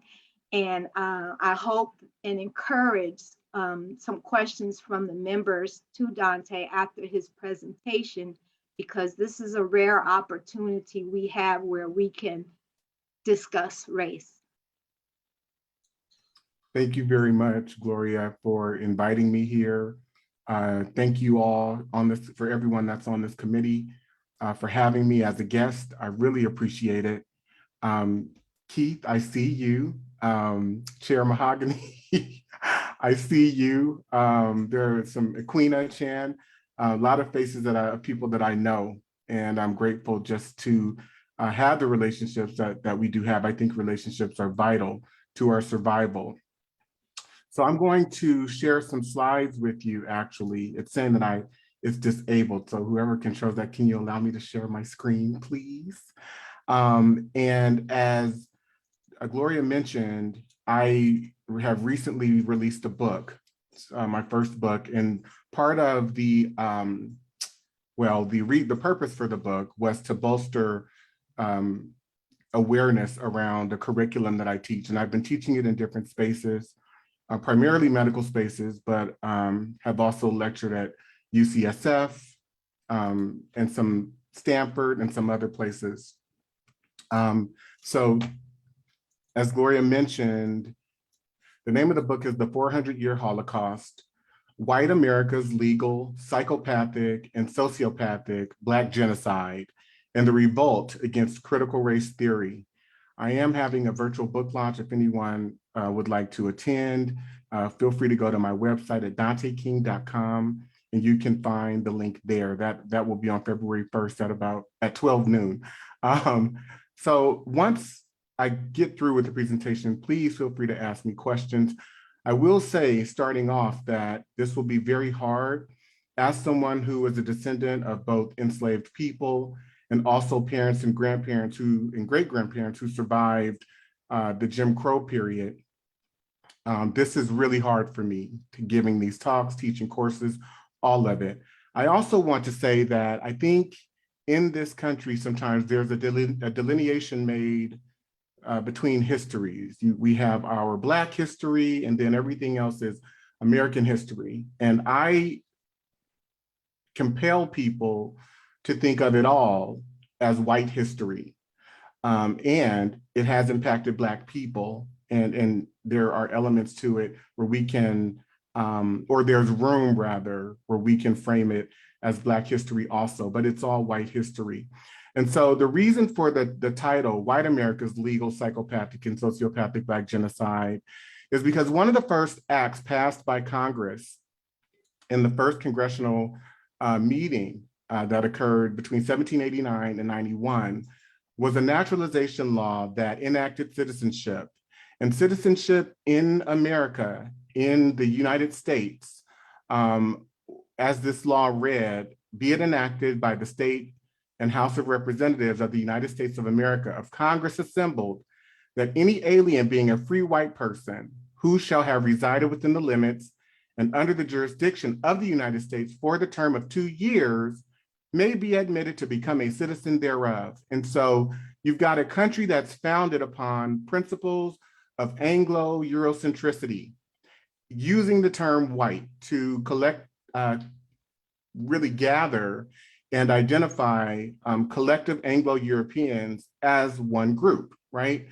And so they develop all institutions, our way of speaking, language, education, what it means to be American, that entire identity. And so many times when the conversations around race or racism are framed, there can be a focus that is deficit laden, that it is a system that disenfranchises people. And so I also call to attention that it is a system of advantage. It's a system of cultural advantage. It's been a system of, and remains a system of, political, judicial, psychological, emotional advantage, as much as it is, or as much as it can be and remains one that is deficit laden. And so I want to invite you to begin to think about that, and also reframe race as organizations, as different think of it as different organizations that are formed, and think of the law, the legal system, as tools that are the educative process that shape conditions for each of the organizations, right? And so some examples of this, and I'm gonna go, I'll just breeze through this for just a moment. It's also a culture that is founded upon principles of anti-Blackness. And so anti-Blackness involves the criminalization, hyper-negativity, hyper-scrutiny, and negative positioning of Blackness through American institutions, all of them, legal, social, political, culture, economic, and all others. So some examples of this are the Fugitive Slave Act of 1850, which was an act that not only required white people to capture runaway slaves, but it commissioned that if white people suspected that a slave had run away, they could then capture them as citizen patrols and remand them, have them arrested, and then there would be a hearing, and then the person would be remanded back to slavery. And so it bolstered white suspicion. As a mere citizen, you could suspect that someone who was not a slave, who was actually free, was supposed to be enslaved, and that person could be remanded into slavery. You've got laws throughout many different states throughout this country that do not protect, they exempt Black women from rape. And they protect white women only, and they protect them against Black and mulatto men who are the profiles. They become the prototype, if you will, for rapists. Although white men are not only exempted from rape statutes, and it's not a crime in most cases if it's committed by white men, but white men can commit rape against all women in most cases. And so even when you have cases like George v. State, which hands down in the cases where women go to court, or enslaved women, Black women go to court, who are being raped. In this case, someone was raped by a Black male slave. The court concluded that a male slave could only commit rape upon a white woman, right? In Dallas v. State, this is Florida, 1918. Now we're past the enslavement period. The Supreme Court rendered what has been said by some of our courts about an unchaste female being a comparatively rare exception is no doubt true where the population is composed largely of the Caucasian race, but we would blind ourselves to actual conditions if we adopted this rule where another race that is largely immoral constitutes an appreciable part of the population. So in essence, because the court stated or perceived that Black women were immoral, they concluded that Black women were immoral, Black women in this ruling could not be raped. And you've got subsequent cases like this in attitudes, if you will, that are being infused into legality and rendered throughout the first half of the 20th century. So you go to people like President Abraham Lincoln, right, who's also a product of the culture.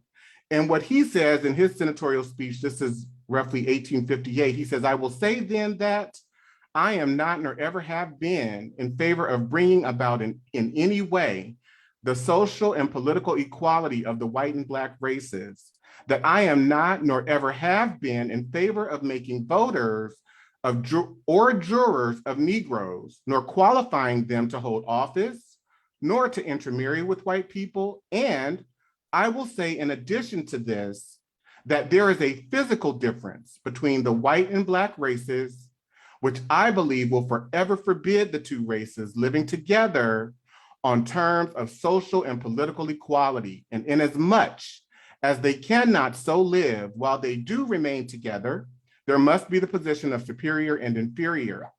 And I, as any other man, and I, as much as any other man, am in favor of having the superior position assigned to the white race.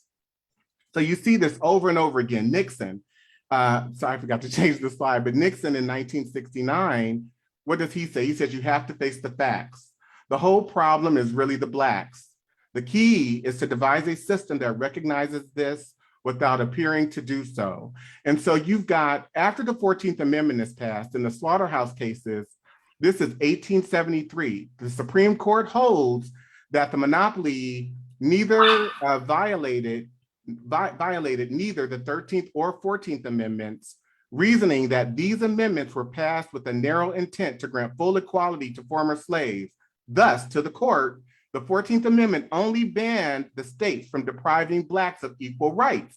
It did not guarantee that all citizens, regardless of race, should receive equal economic privileges by the state, right? So these decisions work to dismantle the gain that was rendered by the 14th Amendment. And this is Colfax, 1873, Cruikshank. The US Supreme Court ruled that the 14th Amendment was not designed to protect individuals against the actions of other individuals, but only from those of the state itself, right? And so you've got this chipping away at the 14th Amendment. And finally, in United States v. Harris, 1883, on January 22nd, 1883, the US Supreme Court in the United States v. Harris dismissed indictments against a Tennessee sheriff and his accomplices accused of attacking 4 Black men and killing 1. The court held that the Forced Act that was passed in 1871 to protect Black Americans from violent terrorism was unconstitutional because the 14th Amendment limited Congress to take remedial steps against state action that violated the 14th Amendment and applied only to acts by states, not to acts of individuals. So these decisions rendered that each state could do what they want, in essence, with Black people in determining and deciding how certain cases would either be brought to trial, how certain acts of violence were handled, et cetera. And so you've got an entire period where there is rampant lynching. You've got, in the case of Laura Nelson and her son LD, they hang them from a bridge. They begin to take pictures of it. This photo is copywritten because it was sold as a postcard. Jesse Washington, Waco, Texas, 1916. And so what these laws do, and this is what I state in my book, is they shape a cultural orientation that is not only pro-white in nature per se, but what does it mean to be white? Because these laws teach white people what it means to be white in relationship to Black people. They also teach Black people what it means to be Black in relationship to white people and what it means to be Black in relationship to other Black people, and so on and so forth. So I'm gonna continue to go through these photos. This says, this is the barbecue we had last night. My picture is to the left with a cross over it, your son, Joe. I think what is important to note is that many times we talk about the system, the system, the system. There were people behind the system in different chambers of government, in our highest courts, who both by statute and case law rendered that Black people were less than human. And we see that still happening to this day. So I go to John Hartfield. This is a very interesting excerpt from this paper.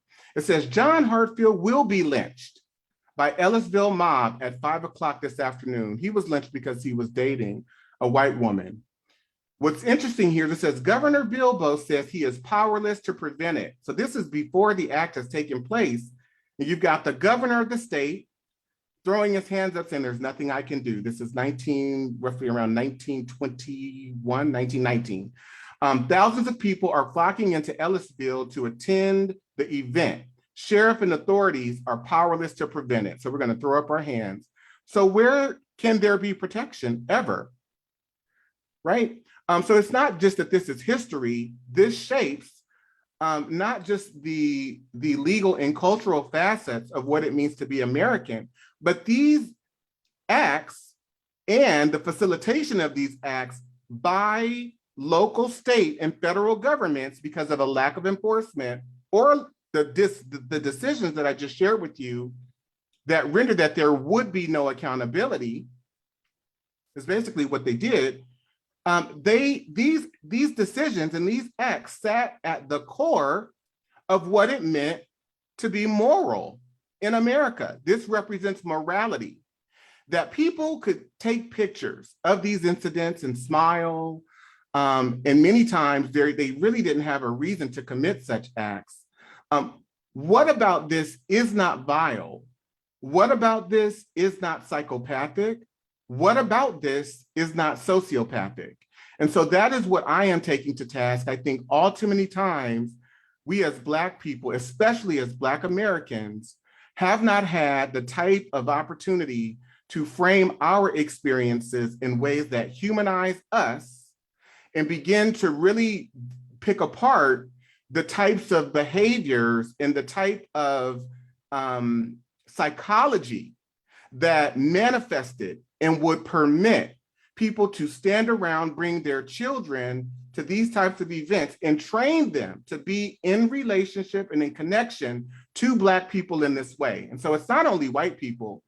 And I want to point out that white people are the shapers of the culture. And so everyone in American culture begins to develop a psychology that relates to Black people in this way. And so you've got people like Ida B. Wells, who says our country's national crime is lynching. It is not the creature of an hour, the sudden outburst of uncontrolled fury, or the unspeakable brutality of an insane mob. It represents cool, calculating deliberation of intelligent people who openly avow that there is an unwritten law that justifies them in putting human beings to death without complaint under oath, without trial by jury, without opportunity to make defense, and without right of appeal. So from the beginning of the experience in terms of what it means to be Black in America, and throughout time, the orientation remains the same. It does not change. So whether we're talking about Freddie Gray, or Botham Jean, or Eric Garner, or George Floyd, Tamir Rice, Khalif Broder, Oscar Grant, Trayvon Martin, whether we're talking about what as it pertains to incarceration or this fifth grader who was stopped in Safeway here in San Francisco last year because he was suspected of stealing something from the store, although his mom was outside waiting in the car and she was waiting. He happened to be a schoolmate of one of my friend's son. He goes to school with them, although his mom was waiting in the car, right? You've got these 4 12-year-old girls who the faculty and staff at a school in New York suspected them of smoking marijuana and decided to strip search them. And so these are iterations of what happened to each of them. I won't go into detail. You've got this doctor, Dr. Susan Moore, who's a Black doctor in the hospital who was complaining about the pain that she was experiencing from COVID-19. She asked for a specific medicine, and her colleague, another white doctor, accused her of being a drug addict, right? And so anti-Blackness constitutes an inferior status. It's about who's seen as deficient, insufficient, versus who we value, appreciate, cherish, et cetera. And so you can have Marion Scott, who's featured here at the top, be excluded from her school picture because of the way her mother chose to do her hair. At the bottom, Faith Finity, because of the way that her mother chose to do her hair, she was suspended for 3 days, right? So I am going to close with this quote. Dr. Alvin Poussaint, he says, I think we have to establish that racism, white racism, is a mental illness. Many white social scientists would like to define racism as something that is normal, as a cultural variant. As long as we approach it that way, we really don't deal with the pathology of racism itself. It's like saying that cancer, because a lot of people have it in this society, is somehow normal. Thank you for having me. Thank you, Mr. King. And I would just like to apologize to anyone that there was not a trigger warning. And I do understand the impact of visuals to tell history. Yeah, I mean, it's in my family, you know, both past and present, of people being murdered, you know, of even myself being stopped and pulled over by the police. I'm teaching, you know, at a graduate school, just sitting in a park, and the officer comes up. What are you doing here? We got a call that you've been here too long. Well, what constitutes a private citizen being in a park for too long? Just sitting in my car having lunch, right? And it just goes on and on and on throughout my life. So I wish I could have a trigger warning every time I'm going to experience racism.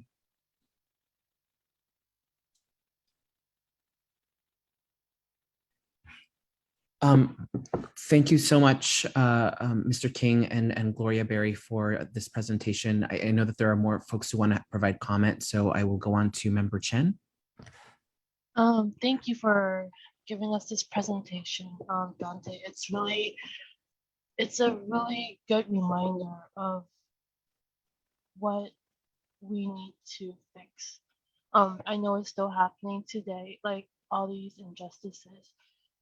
Something that I would like to mention, that getting to racial equity is really, really hard, and it does make us uncomfortable, but these things did happen, and we need to recognize that before we can fix the issue. So thank you so much for coming today, and it's really good to see you, and I'm excited to read your book. It's good to see you too. Thank you. Vice Chair Baraka. Hi, Dante. Excellent presentation today. Some of those pictures were graphic, but they're real and they are part of our history. And I'm so glad that you've been able to give us this brief account of the things that we could learn from reading your book, which I will be definitely purchasing. I have 2 comments, and I think the first one has to do with the Supreme Court. I noticed, and I've also learned, that Supreme Court has had a big role in the oppression of African Americans or Black people in this country from the beginning. And I want to know what your thoughts on around changing or somehow possibly adding to our Supreme Court. And the second question is, a lot of those laws, a lot of those definitions of racism having to do, especially with institutions. I want to hear what your thoughts are on how those laws now play out, even right here in our wonderful, great old San Francisco. Gloria mentioned that those Black employees have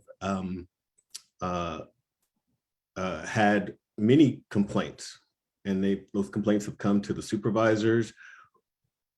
How is that playing out now? What's happening with those folks? And do you think that they are getting the justice that they deserve for all of the misdeeds that have been put upon them? So you asked 2 very big questions. So the first thing I want to say is that our government systems, if you will, our legal systems, both Congress and the Supreme Court, played a role in not just oppressing and marginalizing African Americans or Black people, but facilitating progress and advancement for white people subsequently at the same time. So if you look at the legislation that was passed months before the Emancipation Proclamation was drafted, or maybe around the same time, the Homestead Acts, which were in effect from 1862 until 1976, which permitted white people predominantly to fill out a land application, improve a property, live there for 5 years, and then claim deed and title to 160 acres of land, right? That was expanded in 1909 to 320 acres. It required no bootstraps. It required no hard work. If you get to 1926 with Euclid v. Ambler, which upheld that racial zoning was legal, and Corrigan v. Buckley, which also upheld that racial restrictive covenants were legally binding documents. And ongoing, what it did was it created the context for redlining. It created the structure. It legalized the structure, right? You've got the Supreme Court ruling in 1927, again, that compulsory sterilization of the unfit is legal. And so Black women become a product of a targeted aim for a procedure called tubal ligations that was conducted. I just had a doctor tell me that while he was a resident at Duke University between 1970 and 1974, he located 16-year-old Black virgins to conduct hysterectomies.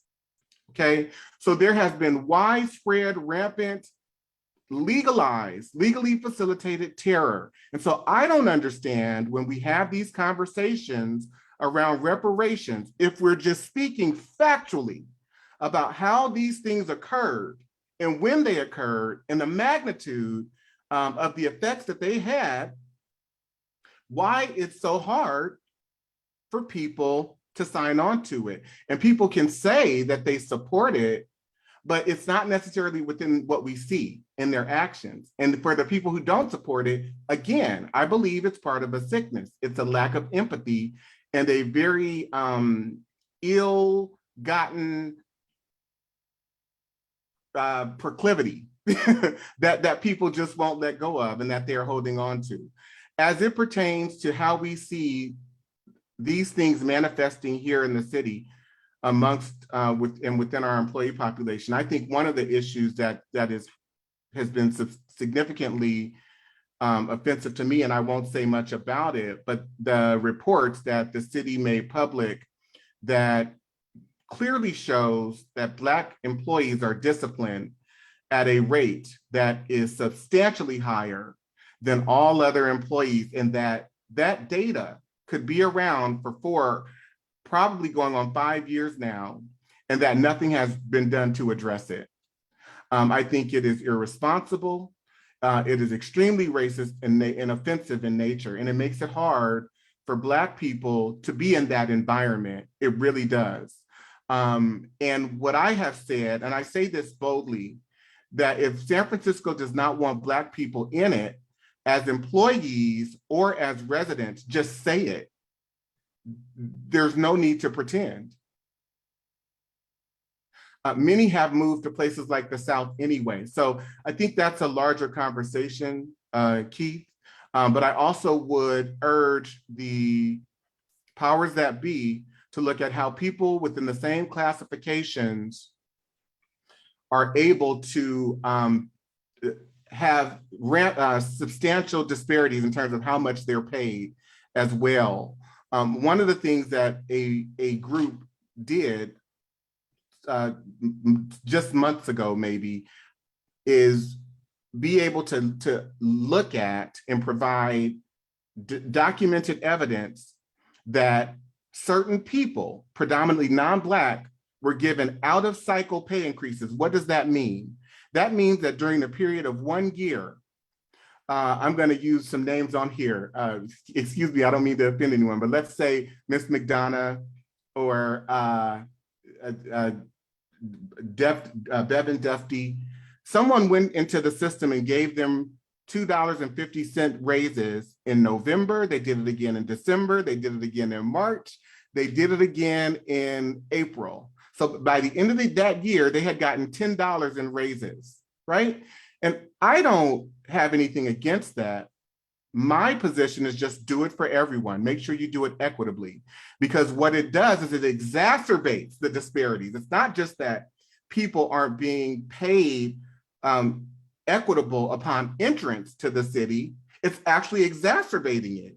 It's making it so that when Gary and I come in in the same classification, Gary advances to the top of his range because someone has favorably given him increases within 5 years. Does that make sense?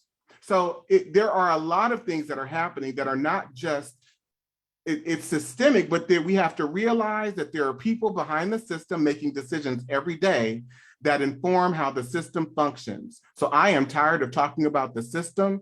It is a cultural problem. It is a personal problem. It is an interpersonal problem. Thank you, Mr. King. We're a little bit over time, but we have 2 more questions, so we'll get through those. Vice Chair Lovett and then Member Thomas.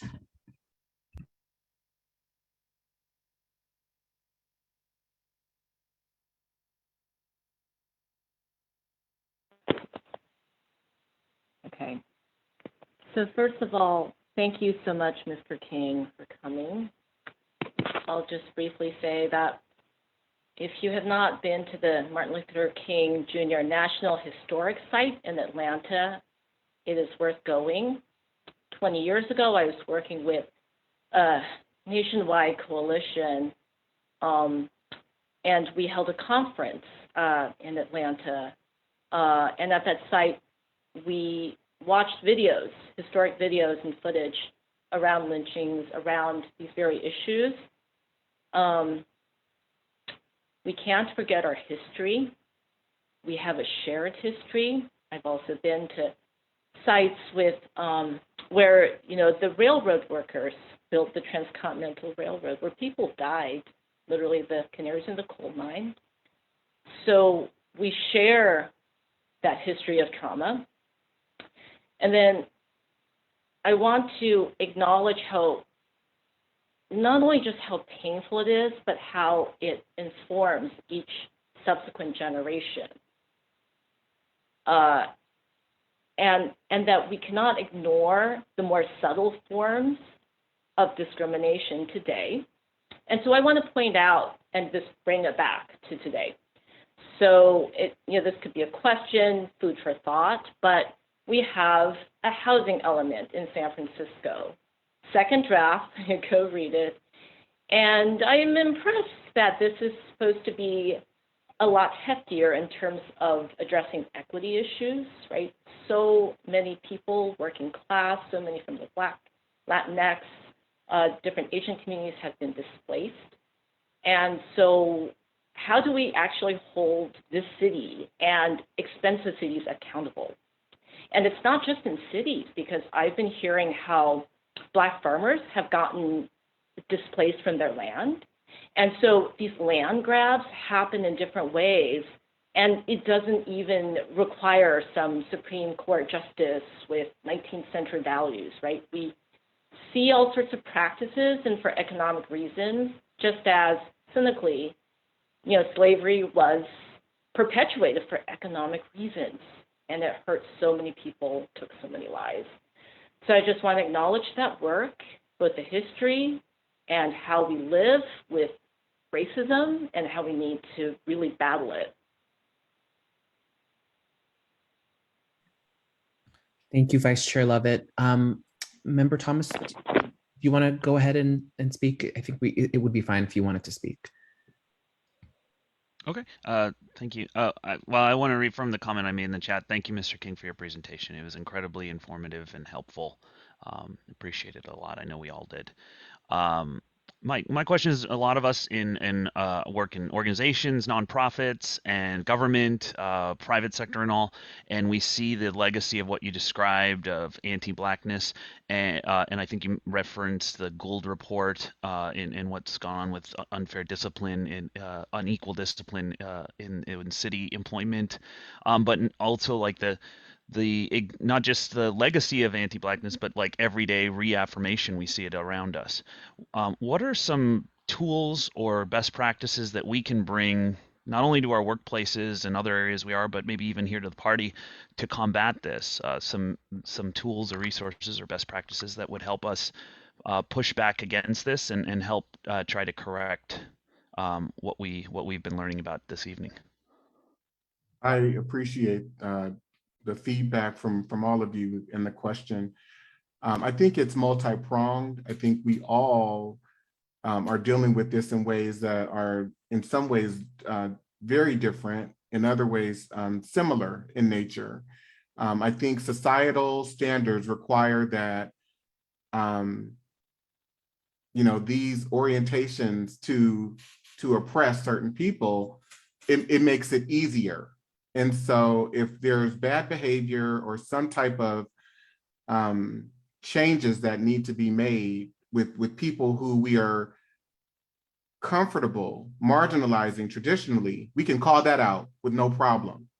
But if it's from groups or people who belong to racially privileged groups, particularly white people, society's rules do not constitute that we can hold white people accountable. And so therefore you've got white people who are complicit with other white people when bad behavior happens.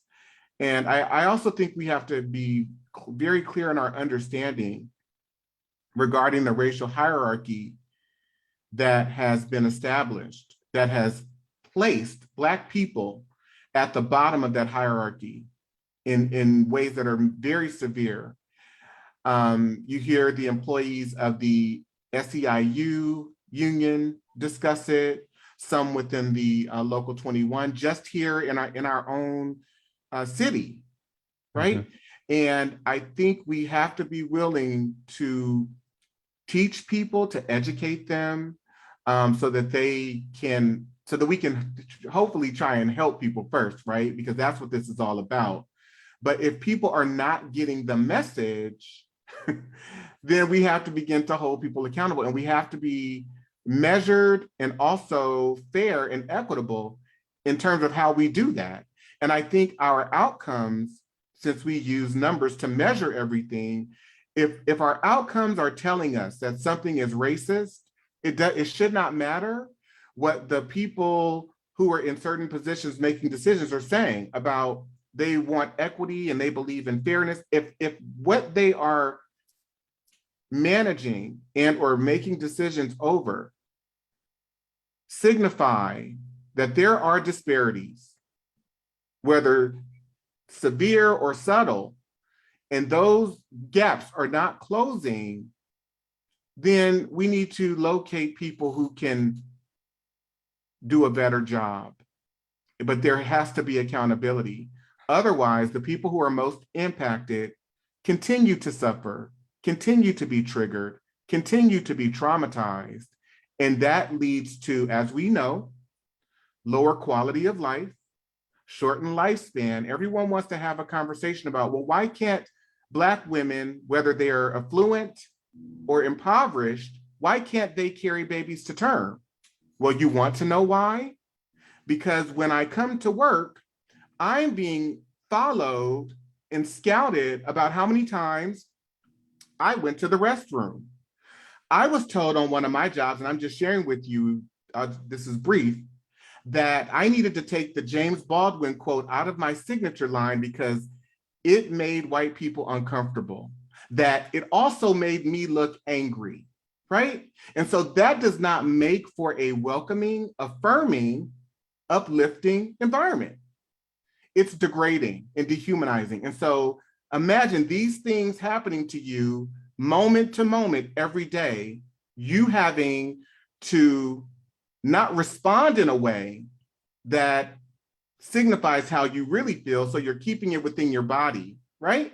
And then you don't get 5, 6, 7, 8 hours of sleep most nights because you can't, right? What type of wear and tear do you think that produces on the mental and emotional state and on the physicality? And I just think it's high time we have a very full-fledged, candid, robust discussion about the effects of how racism functions.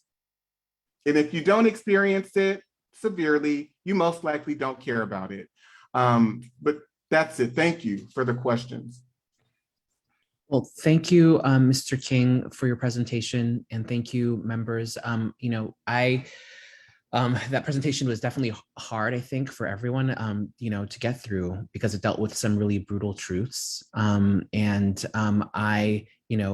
traumatizing. I think that, all of us, especially, I think the African-American and Black members of this committee have experiences of racism and how we are, sort of have to move through the world ignoring that and, rising above that. And I think it's also important to note, because I think in this city specifically, we do have so many really strong Black leaders in very public positions that, for example, when we elected a Black president, all of a sudden people thought racism was over. And I want to say that, we do have, incredible Black leaders in the city of San Francisco, our mayor, our president of the board, so many other people. But, for them to get there and to achieve all that, it was extremely hard. And just because, and even though they are at that position, doesn't mean that there are other people who aren't suffering or who, aren't able to reach that position because of the discrimination and the things that they face and have had to deal with throughout their lives. So I just think it's important to note that and to hold that. And, I think this presentation for me was a good reminder that, these are realities, and that's this history continues to perpetuate today and is experienced today in many various ways. It was so interesting to me, just as colloquially, the other day, I was talking to someone about, I've never been pulled over by a police officer. And I had to say, well, yeah, I've probably been pulled over a dozen times. I definitely know what it feels like to have people not feel comfortable with you walking behind them, right? Who will stop in the street and let you pass them and then continue to walk because they don't trust you walking behind them. So there are many ways in which we experience these traumas every day and, are somehow go on and live productive lives, and we hold that in our bodies and they come out in different ways. So I just want to acknowledge what you said and say that, yes, that's also been my experience. I think that's probably a shared experience amongst many people. I do think that there is racism, and then within racism, there is anti-Blackness as well. And I also think that many people, of various, whether you're API or Latinx, that we do have some shared experiences around racism and colorism and the ways in which we experience oppression. So thank you for bringing this on the, in following Martin Luther King's birthday and, right before we hit Black History Month. I think it's important that we continue to have these types of conversations and that we, take this seriously and use this as an opportunity to think about what we do as a body and how we can fight against this type of racism, systemic, both in the larger system and individually, how we can do our parts. So thank you, Mr. King, for that presentation. Can I say one more thing? Absolutely. Just a few things. Martin Luther King, and I think we must remember this, he gave a speech in Stanford in 1967, and he said, the ultimate logic of racism is genocide. And so through these institutions, as these outcomes are what they are, we've got vast disparities. I'm going to compel you to look at it as systematic genocide. I also just want to ask of each of you to support my work by purchasing a copy of the book, please. And I would even ask for you to purchase it for a friend as well and read it with someone. It may be hard for you to read. Those of you that know me and even the ones of you who don't, feel free to email me afterwards. You can reach out to me, you can get my information from Gloria, and just give me feedback, your thoughts about it, how it resonates for you, with you, because I do believe that it's a framing that we should employ and really include in the way that we educate people in this society, because left to our own presumptions, you can look around at these outcomes and believe, or start to believe, especially if you're not from here, that wow, Black people just really have a problem with working hard or with trying to, get ahead. And that's not it. From my great grandmother to my grandparent, my grandfather, to my grandfather, my grandmother, to my parents, to me, we've been put in this position and kept in it. We've never controlled our own government, our own economic system, our own educational system, our own systems of industry. It's all been controlled for us. And that is not true for other groups who come to this country or have come to this country willingly. So please get the police support. And again, thank you so much for your time. Thank you, Mr. King. I will just quickly say, when Member Berry brought this forward, she did tell me, I think normally your presentation is 45 minutes and we tried to get it down to 15. So I know you were trying, and we did cut it short. So we appreciate you. And we know, obviously we had discussion afterwards. So we appreciate your time and thank you for making it work. And thank you again, Member Berry, for bringing this forward. Member Berry, did you want to say anything to close? Yeah, I just wanted to say that as Democrats, as political affiliates, we are going to have critical race theory coming to a neighborhood near you, and we're to be taught in schools, and we're also going to have votes on reparations. The state has a reparations task force, and so does our city of San Francisco. So let's push on a federal level, and I hope that everybody learns something tonight and doesn't forget the pain and the history that so many Republicans don't want to be taught in schools. Thank you. Thank you so much again, Member Berry and Mr. King. That, I believe, concludes our officer reports, unless there's anything else that I'm missing, and I don't see any hands. So we will now move on to item number 8, which is the appointment of D'Anthony Jones to the Democratic State Central Committee. I am excited about this appointment because it is my first one that I get to make as chair of the San Francisco Democratic Party. We did hear from D'Anthony earlier, and we also heard from people providing support in public comments, but I just wanted to say, I have known D'Anthony for several years. I first met him as a speaker on a panel talking about issues of equity here in San Francisco, as someone who grew up in the Western Addition and who was also Black and LGBTQ. And I was really impressed with him at that time at his ability to engage an audience and really and speak really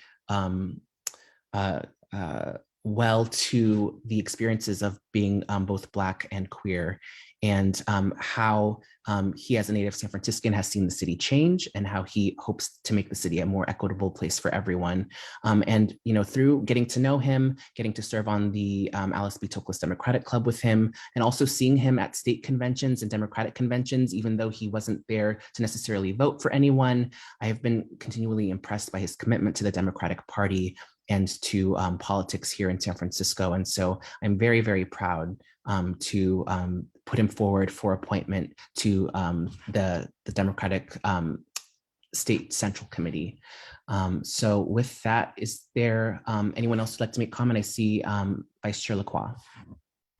Yeah, I would definitely enjoy the honor of being the person to make the motion, partially because as D'Anthony mentioned, we've known each other since we served on the Youth Commission way back when as teenagers. I think he was still in high school at the time, and I was impressed with his leadership then. I think he was the chair of the Youth Commission then when I was just coming on board. And it's been such an honor to kind of see his growth as a young leader and kind of walking side by side with that. and see how he's been so committed to the Democratic Party as a young person when we co-founded Black Young Democrats of San Francisco together, as an active leader of the California Young Dems Black Caucus, as Chair Mahogany mentioned, regularly attending state party meetings, whether or not he was voting as a delegate, and also watching him be there for Wade Woods, who some of us had the pleasure of running with to be on this body here. And I'm just so excited to see him being appointed. I'm very just wanting to thank Chair Mahogany for this particular appointment. I think it's really exciting. And I know that D'Anthony is ready to just hit the ground running and continue doing the work. He's been doing it for years and I don't see it stopping. If anyone doesn't know much about him, I'm sure because he's just out everywhere all the time and he has a big, wonderful personality. But if you don't know him, I encourage you to get to know him because he's just one of those leaders that we want to continue to see, not only just having to build the bench, but also just elevate and to continue to support and nurture his leadership. So yes, I would love to make that motion and I'll kick it over to whoever else wants to say some kind words. Thank you, Vice Chair Lacroix. Member Barry. Yes, thank you so much. I hope to be able to be the one to second that motion. I grew up with D'Anthony's father. And his grandfather, Wade Woods, my first year in this body, we adjourned a meeting in honor of him. His grandfather introduced me personally to every Black community organization in San Francisco, some in Oakland and some in San Mateo County. And he's definitely lives through D'Anthony. And one point I wanted to conclude with is whether you fall on the progressive or moderate side of politics, D'Anthony is that person that can articulate both sides of what viewpoints can be and help explain it to you in a way where it's crystal clear. And he extended an invitation to everybody that he would love to meet with you. I think if you met with him, you can learn so much. And representing the youth is fantastic. And thank you so much, Chair Mahogany, for appointing him. Thank you, Member Barry. Is there anyone else who wanted to speak? Otherwise, there is a motion and a second, but I see Member Banez. Thank you, Chair Mahogany. I also want to support the appointment of Mr. Jones. I'm excited. I have not had the pleasure to meet him, but I can already tell that he is someone who's going to be a great asset to the Democratic Party. I'm excited about him wanting to work with all of us. And yes, I am ready to go down the trenches with him to be able to uplift our values. So I urge everyone to support him as well. Thank you so much, Member Ibanez. Anyone else? All right, I would call this vote to question. Can we actually have, I think we might need a roll call vote on this one for this appointment. Absolutely. Let me just make sure. Okay. All right. So this motion was made by Member Lacroix to approve the appointment of D'Anthony Jones to the Democratic State Central Committee and was seconded by Member Barry. Member Avalos. Aye. Member Baraka. Aye. Member Barry. Aye. Member Campos. Peter, you are proxy. Aye. Member Chen. All right. I'll just skip that. Member Dufty. Aye. Member Glotto. Aye. Member Haney. Aye. Member Ibanez. Aye. Member Kim, I think. Aye. Oh, yep. Member Lee, aye. Oh, sorry, Member Lacroix. Aye. Member Loftus. Aye. And Did you then- get my last one? I didn't, but I'm guessing aye. Yes. Thank you, Member Chen. Member Lovett. I think that was an aye. Yep, got it. Member Mahogany, Chair Mahogany. Aye. Member Mandelman. Aye. Member Morales. Aye. Member Raju, Aye. Member Ronan. Carolina, you are the proxy. Yes, thank you. Aye. Member Thomas, Aye. Member Tung, Aye. thank you. Member Williams, Aye by proxy. thank you. Member Feinstein, There was an aye. thank you. Member Pelosi, Aye. Member Spear, Aye. Member Kounalakis, Aye. Member Cohen, Member Weiner, Aye. Member Ting, Aye. and just to check back if Tyra is still here, Member Cohen. All right, well, congratulations. With 28 ayes, it is a unanimous appointment of DeAnthony Jones to the Democratic State Central Committee. So congratulations. Congratulations, DeAnthony. Thank you, members. I appreciate your support for that appointment. And again, congratulations to DeAnthony. I know you're going to make an excellent addition to our state party's committee. All right. With that, we will now move on to item number 9, which is a resolution in support of AB 1416, the Ballot Disclosure Act. And for that, well, actually, I think procedurally we need to have a motion to hear the item. Do we have a motion? So moved. Second. Right. Thank you very much. Vice Chair Galata, the floor is yours. Thank you, Chair Mahogany. And thank you to the members of the public who came out tonight and spoke in support of this. You know, I've always believed that knowledge is power, and especially when it comes to voting. And AB 1416, the Ballot Disclose Act, is really about increasing transparency and access to critical information that will allow voters to make informed decisions at the ballot box. And according to studies, actually only 21% of voters in California are very confident that they know who the supporters and opponents are of ballot measures when they vote. I was a little startled by that statistic, but also not surprised in terms of, right, just how much information or misinformation is out there about ballot measures, particularly given the role that big money continues to play in our elections, where voters really don't know who is behind or against good or bad ballot measures. So really to address this, AB 1416 would just kind of make a simple change to the ballot and add a short list of supporters and opponents for each ballot proposition. So it's actually on the ballot, not just in the voter guide or pamphlet, which voters might not have with them or near them when they're voting. So this will actually put names of organizations on the ballot.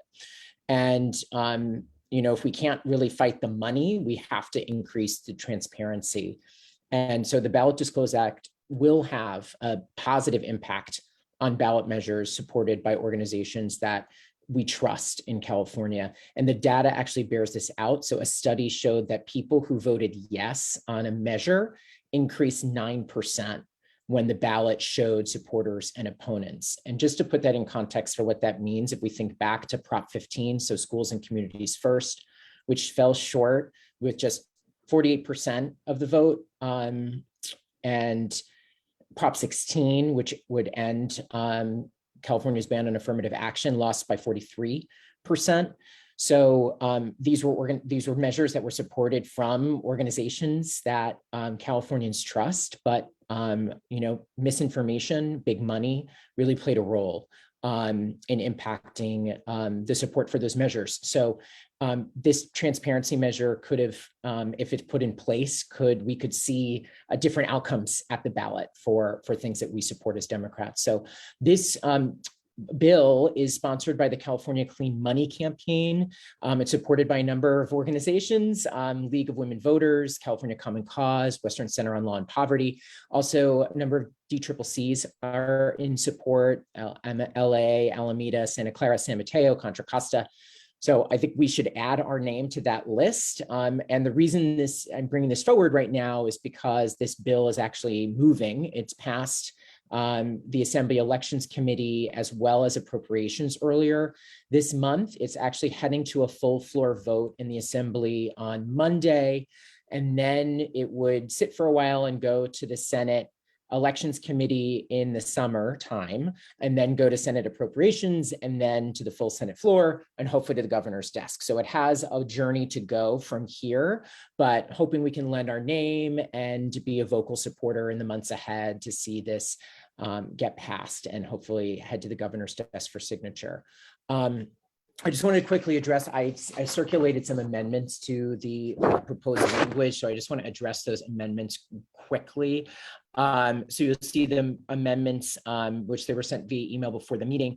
I'm proposing to amend and strike language in the last be it further resolved clause that makes mention of the San Francisco Department of Elections.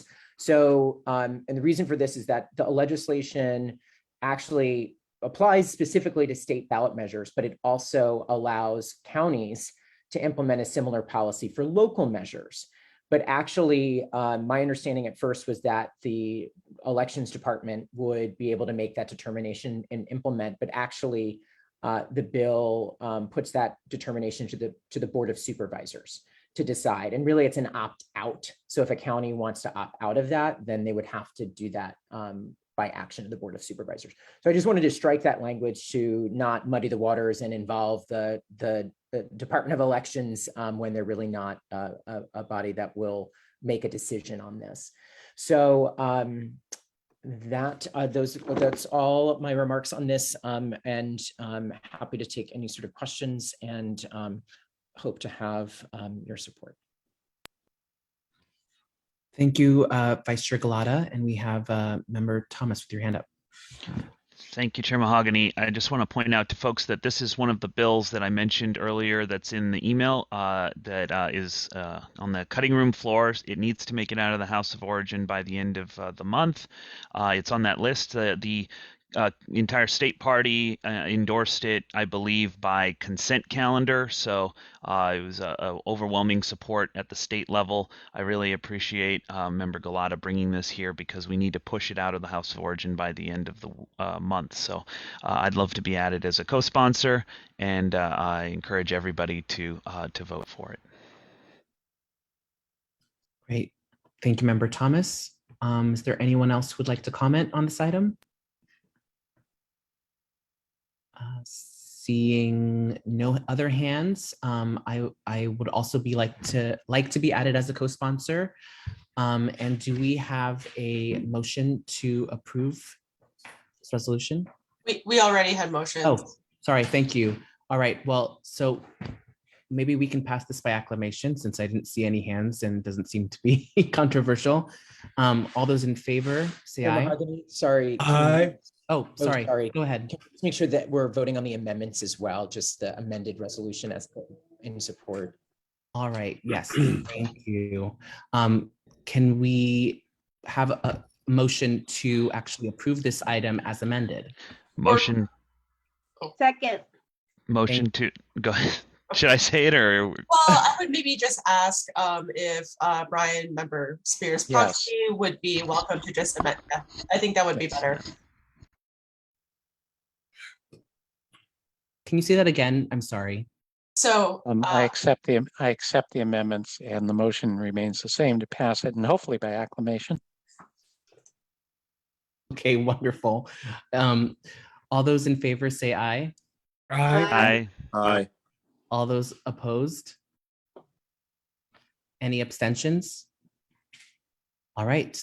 Oh, I'm sorry. There is one abstention from Senator Feinstein. Any other abstentions? All right. The resolution passes. Thank you so much, Vice Chair Galata. And I think we will now move on to item 10, which is also yours, I believe. Thank you. Thank you, Chair Mahogany. Thank you, colleagues, for your support on that item. For this item, just I'll try to keep my remarks brief as well, because I know it's getting late. So just first want to thank the community members who spoke tonight, also in support. Felicia, my neighbor, down the street here in the TL, David Lewis from the Tenderloin People's Congress, and of course, Gabby Ruiz and Pratibha Teki for their work, both just in the community and on this resolution. I also want to thank the coalition of community organizations that have really led on this issue and have expressed their support for this resolution tonight. And they submitted a signed letter of support before the meeting, which you all should have received. So just want to shout out Central City SRO Collaborative, the Chinatown Community Development Center, Chinatown SRO Families Collaborative, Tenderloin Neighborhood Development Corporation, Tenderloin People's Congress, Todco, and Tenderloin Housing Clinic. And so this issue that this resolution speaks to is about group housing. And the issue of group housing, like many housing issues in San Francisco, is really about equity. It's about housing dignity, about food security, and about democratic, community-centered, and community-led development in our city. And while we may disagree on how we address our affordable housing needs as Democrats, I like to think that we agree that equity must be part of the solution. Where we are building and who we are building housing for matters. And that's why I felt strongly that the San Francisco Democratic Party weigh in on this issue and stand with the communities who are calling for action and who want their voices heard in San Francisco's housing debate. The Tenderloin and Chinatown communities continue to have the highest density of low-income families in San Francisco, many of whom reside in single-room occupancy hotels, SROs, which is a type of group housing as defined in the planning code. That these two neighborhoods contain most of the city's historic and new group housing projects. And this housing typology imbalance really does not meet the current needs of the community. And this is what was ultimately at the heart of the issue with the 450 O'Farrell project in the Tenderloin that many of us read about, or involved in, or recognized the issues around. So the 450 O'Farrell project in 2017, you had a developer who proposed 170 units of family housing, mostly 1-bedrooms and 2-bedroom units. And that project was supported by the community because it reflected the need for family housing. Flash forward to 2020, new developer took over the project and decided to come back and propose a completely different development. One that would be entirely group housing, consisting of 317 units of small units of about 250 square feet to 800 square feet with limited communal space, no ovens in the unit, and other just kind of scarce amenities. Resident voices were loud and clear that the need in the community was not for more group housing, but more deeply affordable housing to address the issue of overcrowding and the need to create more housing that would foster permanence and the opportunity to thrive. Group housing projects traditionally cater to temporary residents, which have the highest rate of turnover. These units often become unregulated corporate rentals or second homes. Both the Tenderloin and Chinatown are in desperate need of stabilization and adequate housing for residents and families who want to invest in their communities. So to address this problem, this issue, we need legislative fixes. So Supervisor Peskin is proposing 2 pieces of legislation that really address some of these issues that we're experiencing with group housing projects in San Francisco. The first piece of legislation, I'm not going to go into too much detail here, but just broadly establishes a special use district in the Tenderloin and Chinatown, which would limit market rate group housing projects in those neighborhoods through a zoning change. And the purpose of the special use district is to encourage more housing diversity and to bring more dwelling units in communities that have historically lacked the units with adequate space and amenities. The second piece of legislation would address the lack of clarity in the current group housing definition in the planning code. It would update the definition to require a minimum ratio of private space to common space, and would also require communal kitchens, amongst other aspects. But it's a needed improvement to ensure there's clarity both for the community and for developers in terms of what a group housing project actually means in San Francisco. There's a lot of confusion around this, and there's loopholes, and this would really make sure there's consistency in how group housing is defined and implemented in the city. So these 2 pieces of legislation, and I really want to thank and acknowledge Supervisor Peskin's leadership on this issue and bringing this forward and working with community on this. These items are coming before the Planning Commission in February, in just a few weeks, and then will be voted on at the Board of Supervisors in February. So I thought it was timely for us to lend our voice and stand with community and calling for these changes and action at City Hall. I also, just to kind of close out, I wanted to address and speak also to the amendments for this resolution that I also circulated prior to the meeting. And so hopefully you have those amendments before you. They're mostly minor changes to the language overall, in terms of just some additional explanation in the whereas clauses and the first resolve clause. I wanted to speak to the amendment in the final, be it further resolved clause, which is the strike through of the mention of the fourplex legislation, which is being proposed by Supervisor Mandelman. I don't want to spark too much debate or discussion around that tonight, but I did want to address first its original inclusion and why it was included. So in order to establish a special use district and what Supervisor Peskin's legislation calls for in terms of restricting new group housing, market rate group housing projects in the Tenderloin and Chinatown, it results in essence in a down zoning of in those neighborhoods for that housing type. According to under state law, there needs to be a corresponding upzoning if you're down zoning. So what that means is for this legislation to move forward and the down zoning to be approved, an upzoning needs to happen, residential upzoning elsewhere in the city. And that's when we're really talking at the heart of this about housing density equity in terms of how housing density is distributed across the city and not certain communities bearing more of the brunt. And so Supervisor Mandelman's fourplex legislation is one way to address that upzoning part. It's not the only way. There are competing pieces of fourplex legislation that the board is considering in addition to Supervisor Mandelman's legislation. And I'll just say the intent for this resolution was really to focus on the group housing piece and the planning code changes. The upzoning part, which, whether it's fourplex legislation or another piece of legislation, is subsequent kind of corresponding action that the board and the community will need to discuss and debate. But I think there's still recognition in the language here that increasing residential density across San Francisco is and will be needed. How that's done, again, defining it, I don't think is critical for the spirit and intent of this resolution. So I just wanted to explain that, that proposed amendment.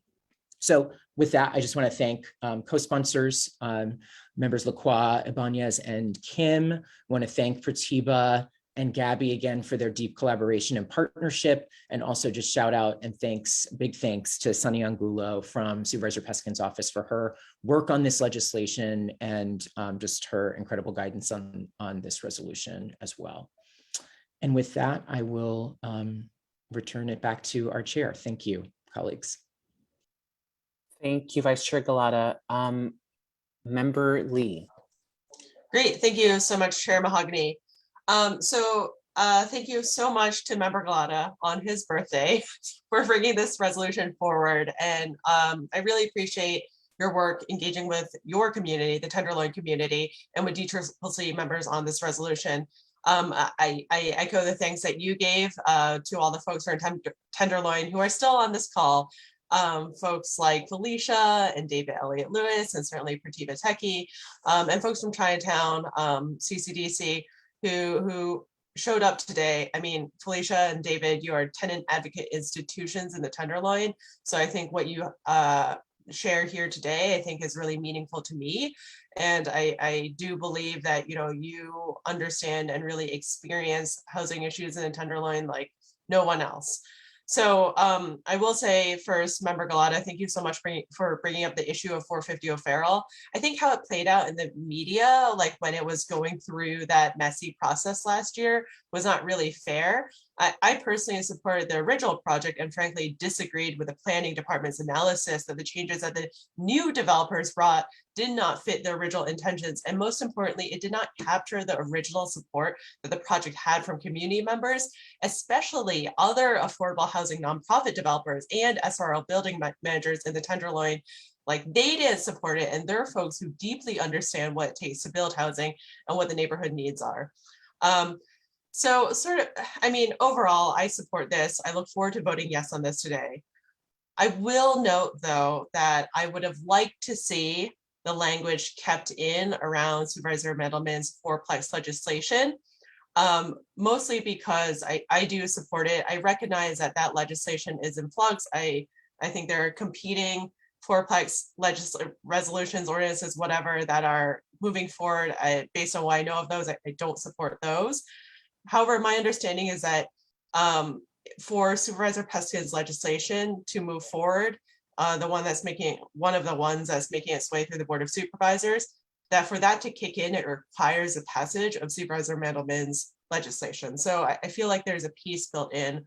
I also really appreciate, Member Galata, what you've said about increasing density and the need for upzoning appropriately with equity in mind. As a West Sider who has only lived in ADUs, which is one form of upzoning, like I have only been able to live in San Francisco because of the existence of ADUs, which has transformed single family homes into more affordable places and places that I frankly can live in. Otherwise, I would just be priced out of this district and you'd get me off the DCCC and all the other hats I wear. So I appreciate the note, and I would, I'm glad that we are talking about housing in this forum, and would encourage more conversations, more thoughtful, intentional, like really solutions-based conversations about how we really grow equitable, affordable housing for people like us across the entire city, so that we don't continue forcing the burden on neighborhoods like the Tenderloin and Chinatown. I'll end my comments there. Thank you. Thank you, Member Lee. Vice Chair Lacroix.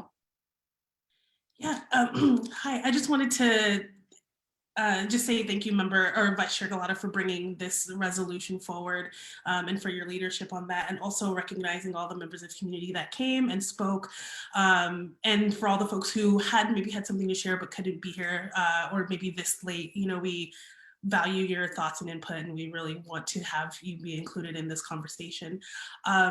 I just wanted to say, to keep this conversation going, to motion to support the resolution as amended. And yeah, I'm excited to be on as a co-sponsor, and I look forward to supporting this resolution. Thank you, Vice Chair Lacroix. Proxy for Member Mandelman and former Executive Director Jackie Praker. Thank you, Chair Mahogany. I was asked by Member Mandelman to just express that because this is coming before the board, he's going to be abstaining in this vote. But thank you, Vice Chair Galata, for your work, especially on your birthday, and thank you to all of the organizers who came tonight. Thank you. Thank you, Ms. Prager. Member Berry. Yes, as a person who was formerly homeless for 3 years and lived in transitional housing, and also was offered 2 units in separate SROs, and when I saw the conditions of the SROs, I'd prefer to sleep in my car or on people's couches. At first I was gonna vote no because of the affordable housing cliche terms that a lot of people use, and then it doesn't go to the people who need it the most. So I want to thank you, Member Galata, for our conversation where you amended the housing be deeply affordable, and also that it be for people who are extremely low income versus the $71,000 folks. And I just want to say that we need to continue to work harder to have people who provide work and services at such low incomes to not have to commute for an hour to get here to do that for us. And like Member Lee said, if it wasn't for a program I'm in, not ADU, but a veterans program, I would not be able to live in San Francisco and would not have been able to run for the DCCC. So I'll be voting yes on this. And I'm thankful for the callers that called in that live there in the community. Thank you, Member Barry. Member Tung? Hi, good evening, everyone. I just wanted to express my support for this resolution. I have had many conversations with Pratibha Teki. She is one of the most important, I think, advocates for housing and for, disenfranchised mostly and impoverished people who live in the Tenderloin and Chinatown in SRO housing. And I think she does an amazing job of advocating for these people. And when she reached out to me on this resolution today, I really took to heart not only, the respect that I have for Vice Chair Galata and his positions, but also that this is something that is coming from community where this housing is being built, and that they are really deeply invested in making sure that there is equity in these neighborhoods. And so she explained to me, and Vice Chair Galata's resolution also, I think, clearly lays out the reasons to support this this resolution going forward. And I'm happy to have my lend my support to it as well. And if you would put me on as a co-sponsor.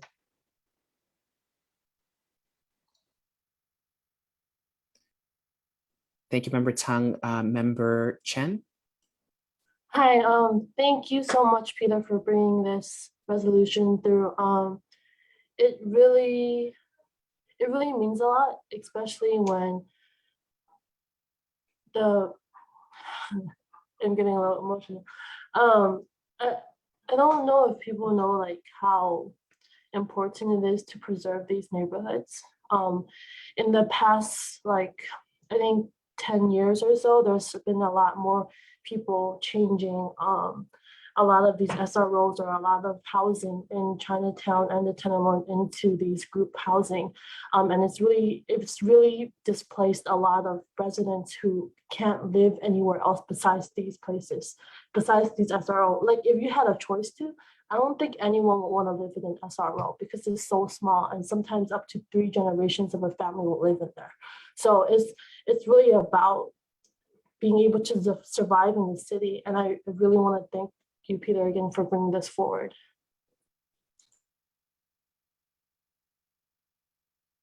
Thank you, Member Chen. I don't see any other hands, and there was a motion to approve the item as amended. Is there a second to that motion? Second. Second by Ibanez. Can we do this by acclamation? Madam Chair, I have to abstain. All right. And I think there was Thank one abstention mentioned earlier as well, so I don't know if acclamation.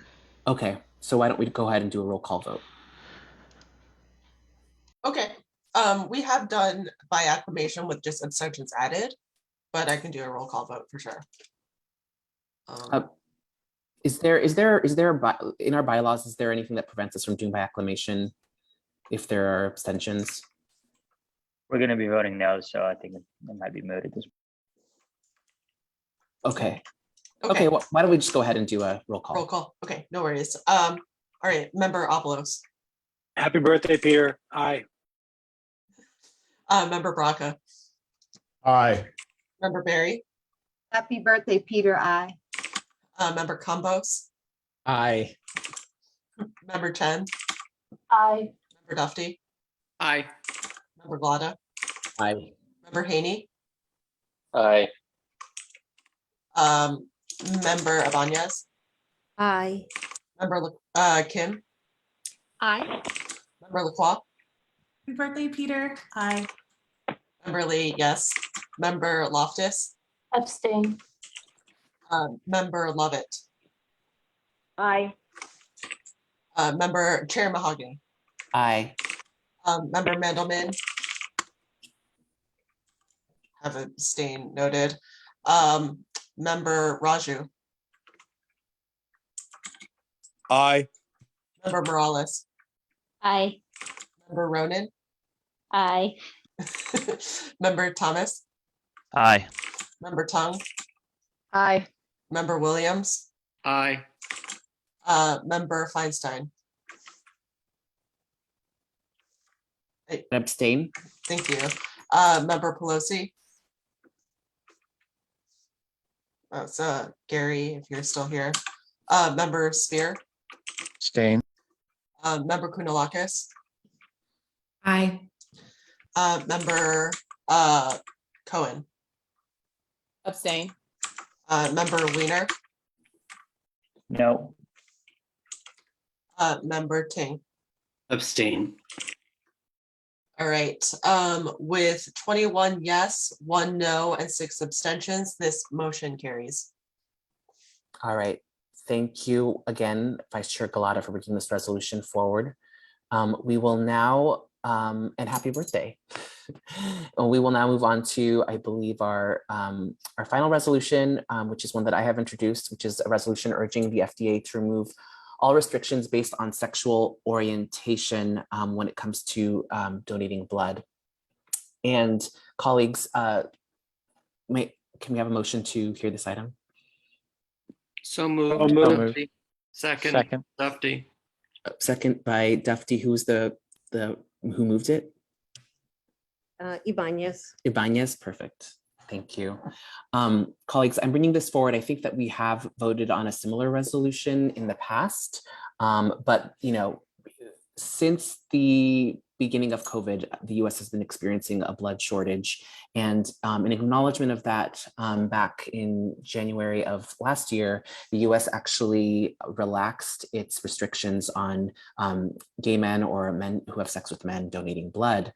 For those of you who don't know, men who have sex with men traditionally have not been allowed to donate blood unless they have abstained from sex for a year.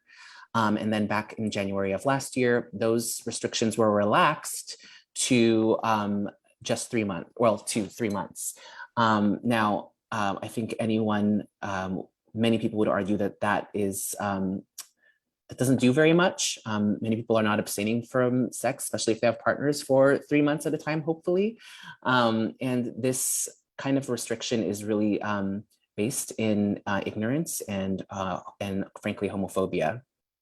Given the fact that all blood is tested, regardless of who it comes from, for a variety of pathogens, including HIV.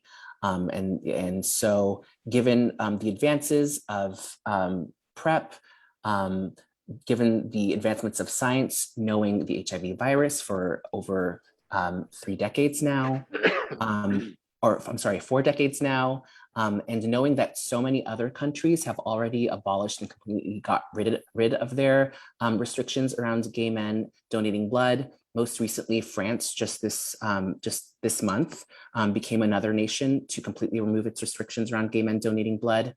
And I think there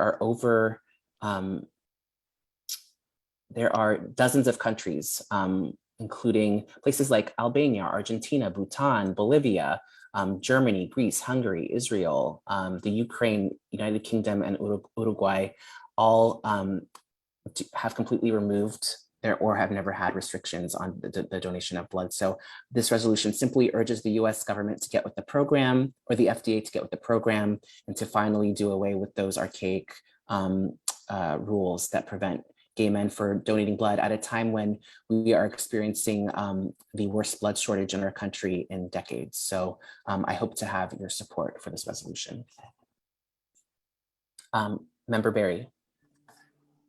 Yes, I would like to be added as a co-sponsor on this resolution. In 2012, when I was first diagnosed with a rare blood cancer, I had to have an emergency blood transfusion, or I would have not been here.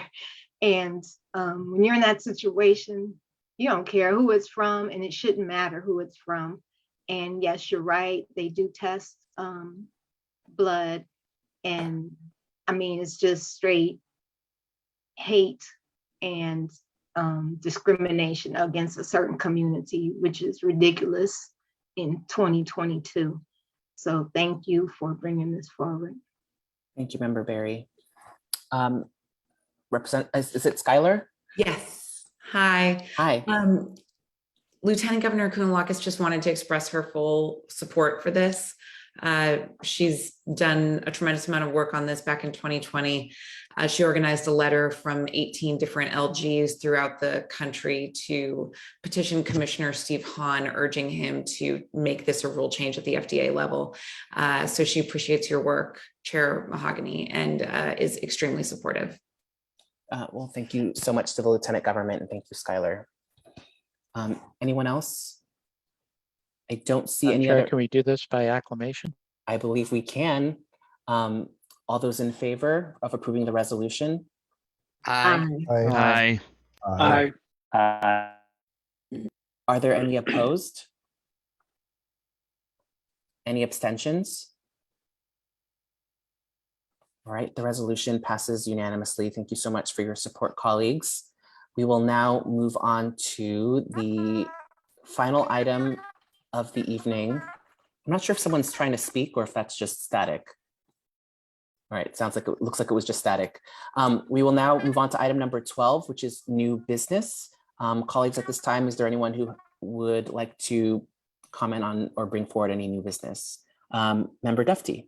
Thank you. I just want to briefly say, when Mr. Galpin presented, he indicated that Betty Yee had endorsed his candidacy, and I did not want to interrupt him, but I just want to point out for the benefit of the members and those viewing that our state controller has endorsed both Malia Cohen and Mr. Galpin. Thank you so much, Member Dufty. And just along those lines, Member Cohen will be presenting next week on her candidacy for that position. Next month or next? Oh, next month. I'm so sorry. That's okay. Yes, That's at good. the next meeting in February. Anyone else have any new business? I see Member Thomas.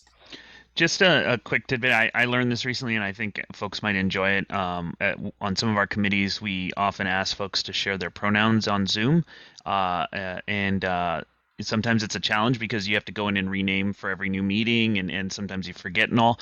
But I just recently discovered from one of my colleagues in labor that Zoom has created a automated system, so you can go on your profile and you can enter your preferred pronouns, and then you can check the box, and it'll automatically put it to your name. Or you can have it prompt you as you join a meeting on whether to share or not. So it's a new feature to me. I don't know if it's new to Zoom, but I thought if folks are interested in using it, it's there.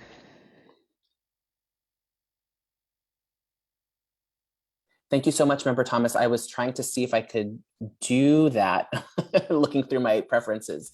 I don't know if you can do it while you're active. I think you might Yeah. have to wait till afterwards, and then you go to your profile. I think I might have here. I'll post the how-to in the chat. Thank you so much. Much appreciated. Any other new business, colleagues? All right, I know it's getting late, so seeing none, I think we will now move on to our adjournment, and we do have at least one in memoriam. The in memoriam that I have is for Rachel Sullivan, who was an activist here in San Francisco and community member.